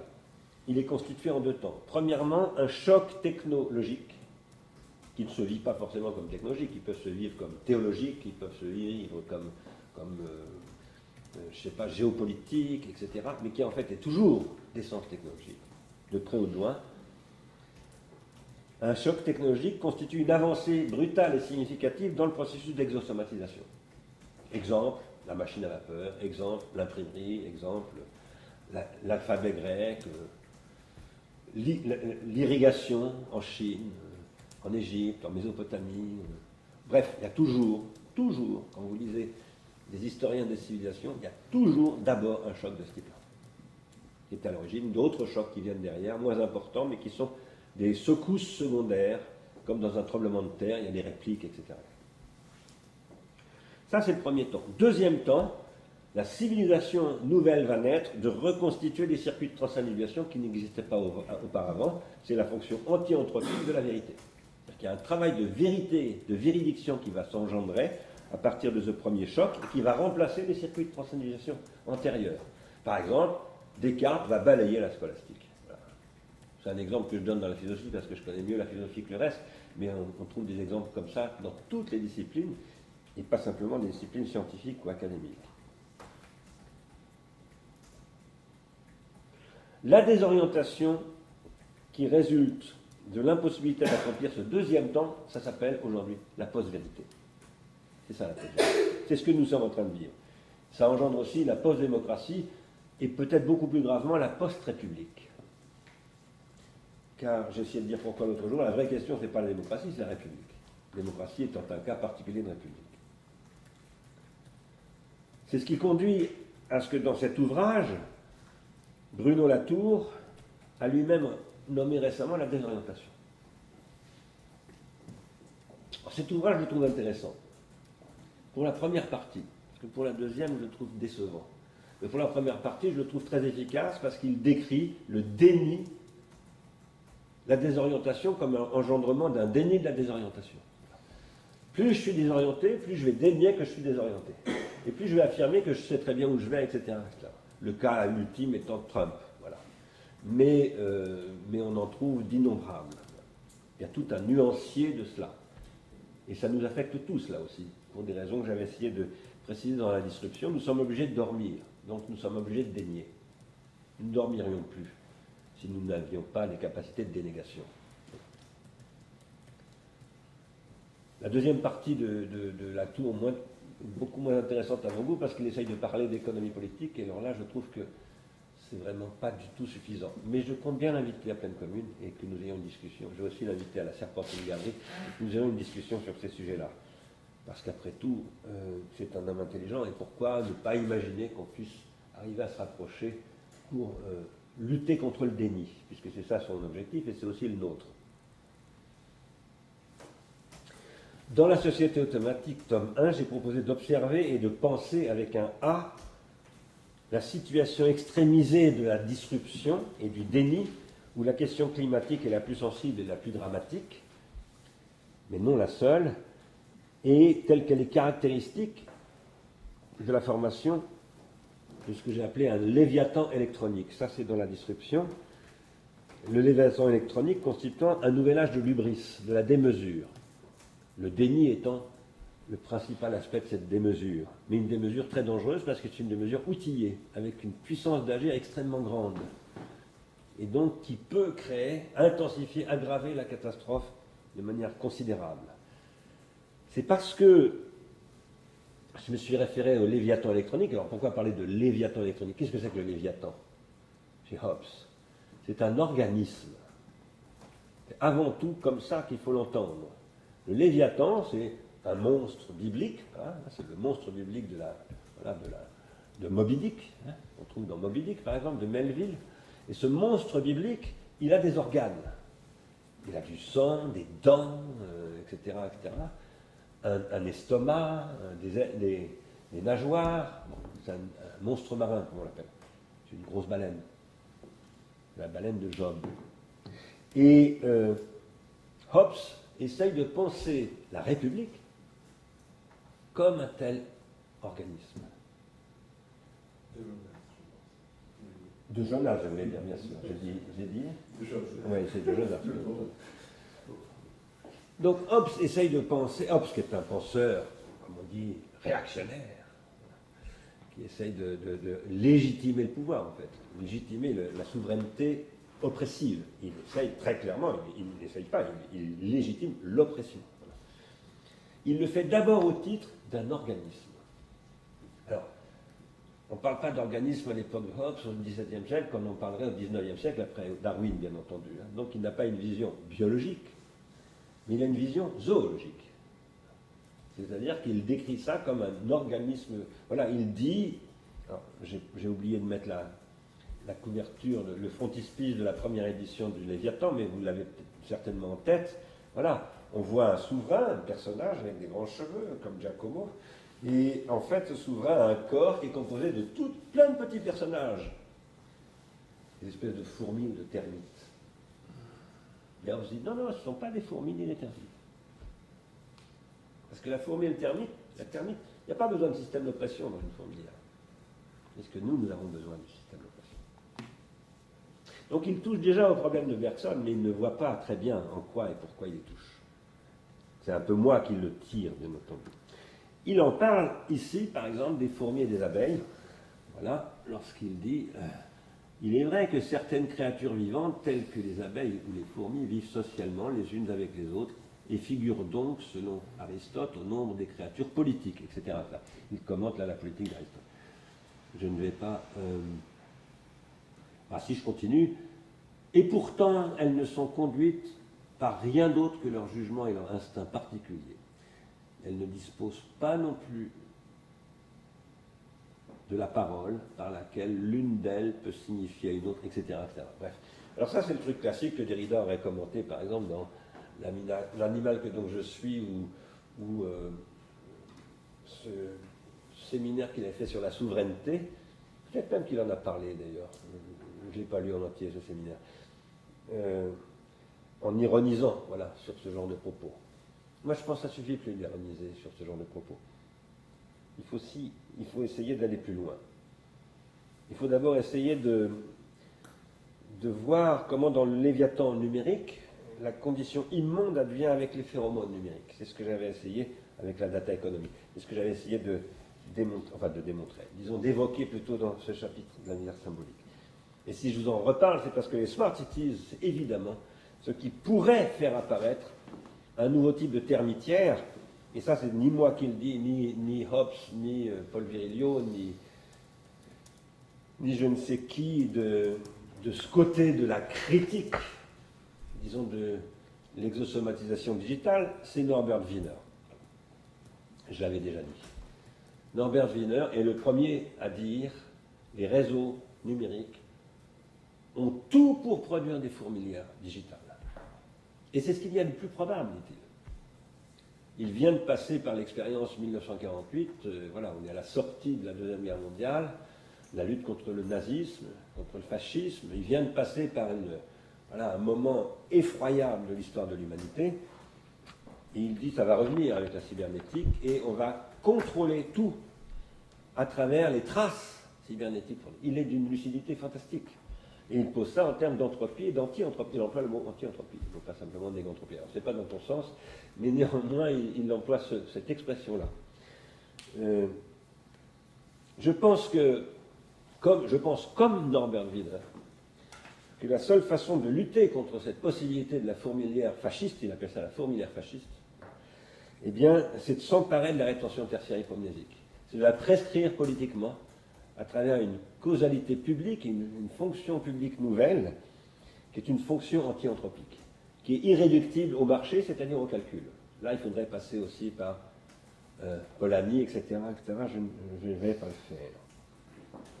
Pour ça, il faut comprendre que le BIM et toutes ces technologies sont des processus de grammatisation systémique qui se développent et qui se développeront inévitablement dans la poursuite de l'exorganisme et de l'exosomatisation.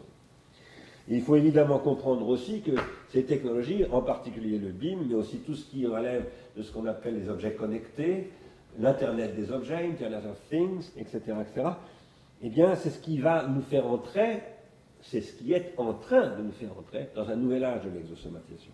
Tout à fait nouveau, où, par exemple, on produit ainsi des réalités endosomatiques. Là, ce que je vous montre, c'est ce qu'on appelle un implant cérébral. Les implants cérébraux, ils se normalisent, il y en a toutes sortes. Comme vous le savez, Elon Musk prétend développer, au titre de ce qu'il a, dans la société qu'il a créée, qui s'appelle Neuralink. je ne crois pas que ce soit des implants de ce type-là, mais peu importe.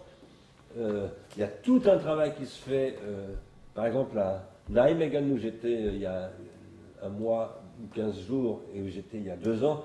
Il y a tout un travail qui se fait dans un laboratoire de neurotechnologie, d'aménagement du cerveau, par ces processus de ce que j'appelle la réendosomatisation. C'est-à-dire qu'on développe des technologies exosomatiques, on les réimplante dans l'exorganisme au niveau endosomatique, dans le cerveau, dans le foie, dans les intestins, etc., etc. Philips fait beaucoup de travaux dans ce domaine sur les nanotechnologies. Donc ça concerne les organes vivants qui sont envahis de ressources exorganiques, c'est-à-dire de rétention tertiaire hypomnésique, endosomatisées, non pas endosomatiques, mais endosomatisées. Mais tout ça, ça n'est que la poursuite au niveau des organes endosomatiques et des exorganismes simples de processus qui sont beaucoup plus connus aujourd'hui. Bon, juste en passant, le Conseil d'État est en train de s'emparer pas le Conseil d'État, pardonnez-moi, l'Office parlementaire des choix technologiques, ça a changé de nom, d'évaluation des choix scientifiques et technologiques en France, est en train de réfléchir beaucoup sur l'impact de nanotechnologie sur la médecine. Là, il y a vraiment des enjeux extrêmement importants.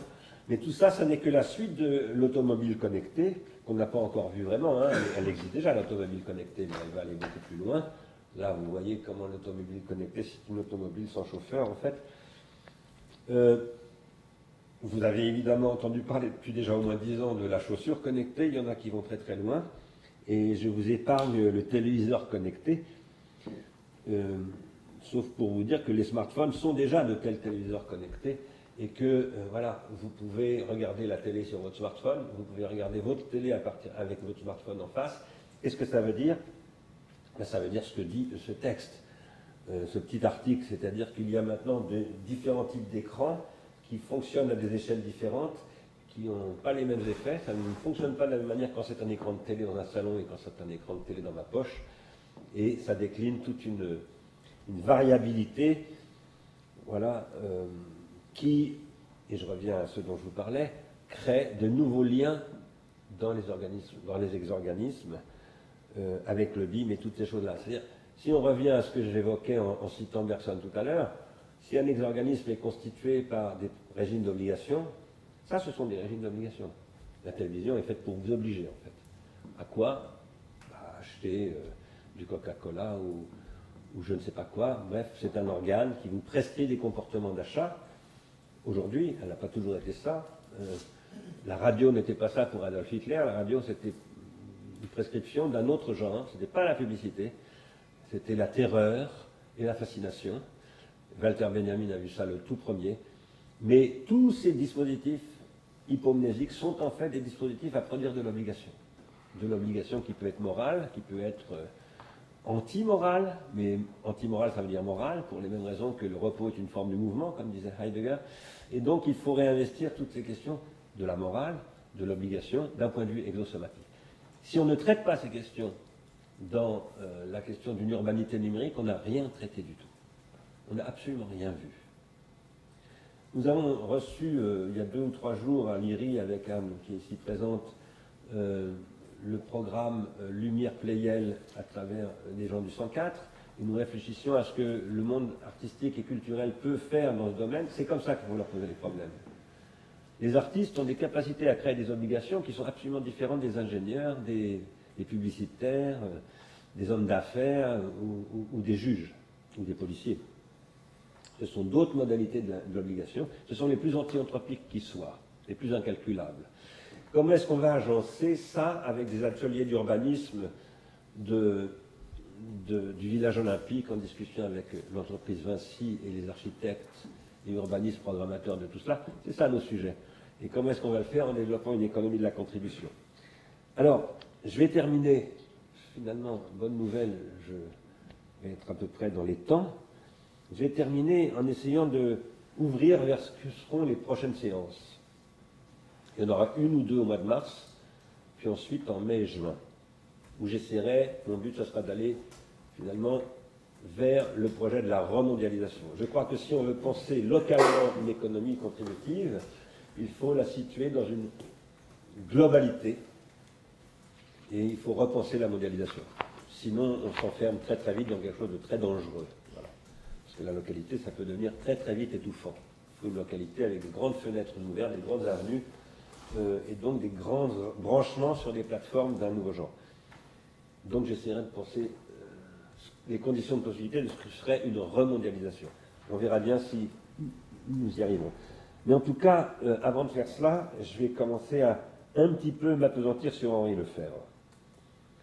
Pourquoi Henri Lefebvre? Je vous le redis, c'est parce qu'une thésarde qui est partie depuis, n'était pas thésarde d'ailleurs, mais recrutée par l'IRI pour travailler sur Pleine Commune, avait décidé de travailler sur le droit à la ville d'Henri Lefebvre, et je considérais important d'accompagner ça, d'autant plus que c'est le discours officiel de Pleine Commune. C'est d'ailleurs le titre du programme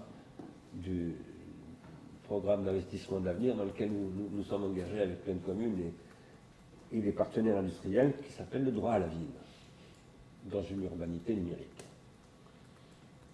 En passant par Henri Lefebvre, je vais introduire une question et une perspective d'où, je crois, il faut conclure que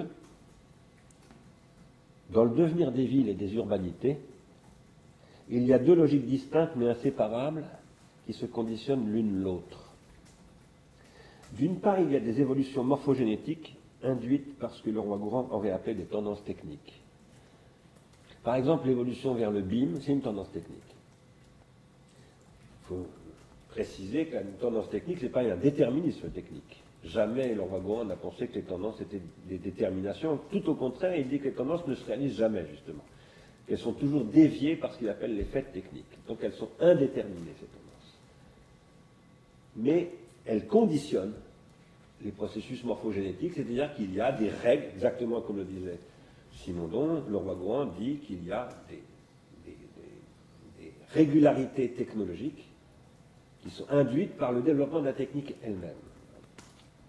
Et d'autre part, il y a des investissements qui peuvent être faits par des promoteurs immobiliers, par des architectes, par des gestionnaires du foncier urbain, par des fonctionnaires, en vue de profit financier ou en vue de profit public, par exemple.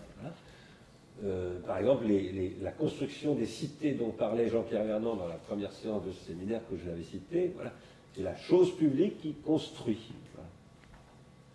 Tout en tirant parti, plus ou moins inconsciemment, eh bien, de l'apparition de l'écriture que personne n'a inventée. L'écriture alphabétique n'a pas été inventée par un grec.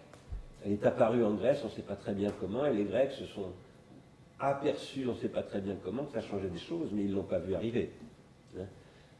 On le voit toujours trop tard. C'est ça aussi le sens de l'énoncé de Hegel. Hein. On arrive toujours trop tard. Donc le processus s'est déjà joué quand on arrive. Ça aussi, c'est un point de vue quasi causal. Mais ce n'est pas le point de vue hegelien, ce que je dis là.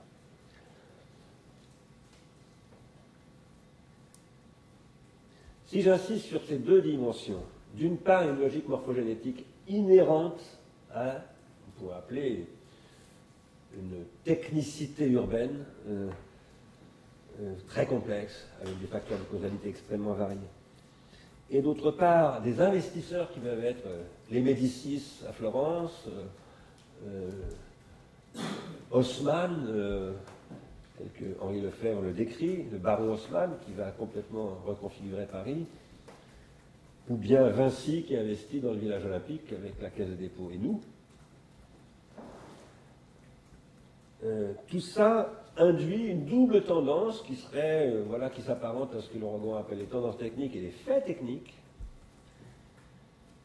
qui engendre une logique de développement et de croissance exosomatique, voilà, qui fait que, par exemple, en ce moment, dans la région dans laquelle nous sommes, là, aujourd'hui, à savoir le Grand Paris, là, vous voyez ce que vous voyez, c'est le Grand Paris, il y a une logique de transformation qui, à la fois, a été voulue par Nicolas Sarkozy, parce que c'est lui qui a lancé ce processus, avec des arrière-pensées politiques évidentes, des arrière-pensées économiques aussi, bien entendu, mais en même temps qui est rendu possible par des transformations diverses et variées que l'évolution technologique rend possible. Et si on veut étudier tout ça en profondeur, Et il faut l'étudier en profondeur, parce que si, par exemple, il y a des investissements urbains qui se font qui ne sont pas portés par des tendances technologiques qui sont scellées dans le processus d'exosomatisation, mais ces investissements, ils ne fonctionneront pas. Voilà. Ils seront des échecs. Il faudrait, et très souvent ça passe par les transports. Par exemple, ça c'est un coin que tu connais bien, c'est du côté de Chambéry. Voilà, c'est un plan d'aménagement des transports du côté de l'île d'Abo, etc., où on va reconfigurer en fait une conurbation à travers un projet d'aménagement. Ce sont des fonctions exosomatiques en fait qui rendent ces choses-là possibles. Et il faudrait, si on en avait le temps, moi je ne le ferai pas, j'en ai pas le temps, mais je pense que sur le projet de pleine commune, il faudrait qu'on arrive à le faire. Il faudrait faire des typologies des fonctions exosomatiques. De distribution, de logistique, de transport, de communication, etc., etc. Et de voir comment ces fonctions évoluent à travers le temps. Par exemple, il y a des époques où il y a des fonctions urbaines qui ne sont absolument pas prises en charge exosomatiquement. Elles sont prises en charge par les relations humaines. Et puis d'un seul coup, il va y avoir, par exemple, une fonction exosomatique interurbaine, des relais de poste de Louis XI en France, qui vont créer, voilà, des courriers. Et c'est quelque chose qui va devenir une fonction qui à l'époque, c'est un service public, pas de la République, puisque c'est la royauté, mais c'est un service qui est rendu, qui est assuré par la royauté, par la monarchie. Il y avait des choses comme ça bien avant, hein, les messagers, il y en a dans toutes les sociétés, chez les Indiens, chez les Grecs, chez les Romains, partout. Mais un service assuré régulièrement avec des relais, etc., ça c'est tout à fait nouveau. Et bien ça c'est l'origine du mail. Et le e-mail est la poursuite de tout ça à l'époque de la grammatisation électronique. Je veux dire par là qu'il faudrait faire une histoire des fonctions exosomatiques un peu systématisée. Et pourquoi? Parce que si nous voulons faire de la prospective urbaine avec les habitants, il faut leur donner une intelligence du passé urbain, voilà, y compris de la Seine-Saint-Denis. Si nous-mêmes voulons inventer autre chose en ce moment même, et comme nouveau type d'exorganismes locaux, contributifs, apprenants, constituant des villes vraiment intelligentes, c'est-à-dire vraiment habitées, c'est ça que ça veut dire une ville intelligente, c'est une ville habitée. Il nous faut analyser ces tendances et refonctionnaliser les investissements urbains et immobiliers à partir de nouveaux investissements et métabolismes humains, et pas simplement urbains, conçus d'un point de vue exosomatique. Il faut repenser le métabolisme humain, c'est-à-dire la psychologie humaine, la sociologie humaine, en fonction de l'exosomatisation. Et à partir de là, il devient imaginable, peut-être, de produire des exorganismes vraiment durables. Peut-être. Ce que je vous dis là, c'est une contribution à une discussion avec le Digital Studies Network, qui est le réseau, le Really Smart Cities, dont on reparlera donc au mois de mars à Pleine Commune, également avec Franck Ormerel, qui est aussi associé à ce programme. Si vraiment on veut embrasser ces questions, je vais m'arrêter là.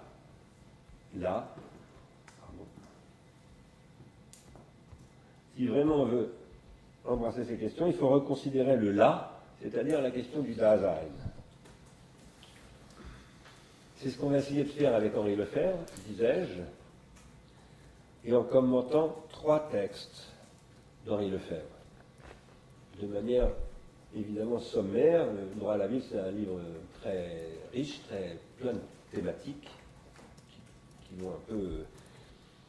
qui prolifèrent, si je puis dire.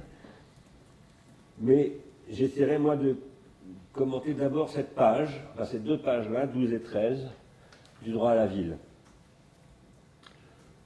dans le chapitre industrialisation et urbanisation, et où Henri Lefebvre dit quelque chose de très intéressant, pas très courant chez les marxistes. Il dit « La ville a été une œuvre, et elle a été l'œuvre des riches et des puissants ». Ça m'intéresse énormément. Et il dit aussi que dans cette ville qui était l'œuvre des riches et des puissants, il parle de l'Italie d'ailleurs essentiellement, il dit il y avait la place pour ceux qui étaient moins riches d'œuvrer aussi et de participer à cette œuvre. Comment regarder cette question d'un point de vue exosomatique? Voilà ce qui m'intéresse. Mais je voudrais aussi critiquer ce qu'il dit parce qu'il rapporte l'œuvre à la valeur d'usage. Et je ne pense pas du tout que l'œuvre soit la valeur d'usage. Je pense que l'œuvre, c'est ce qui est inusable, et la valeur d'usage, c'est ce qui est précisément organisé par l'usure et l'utilité.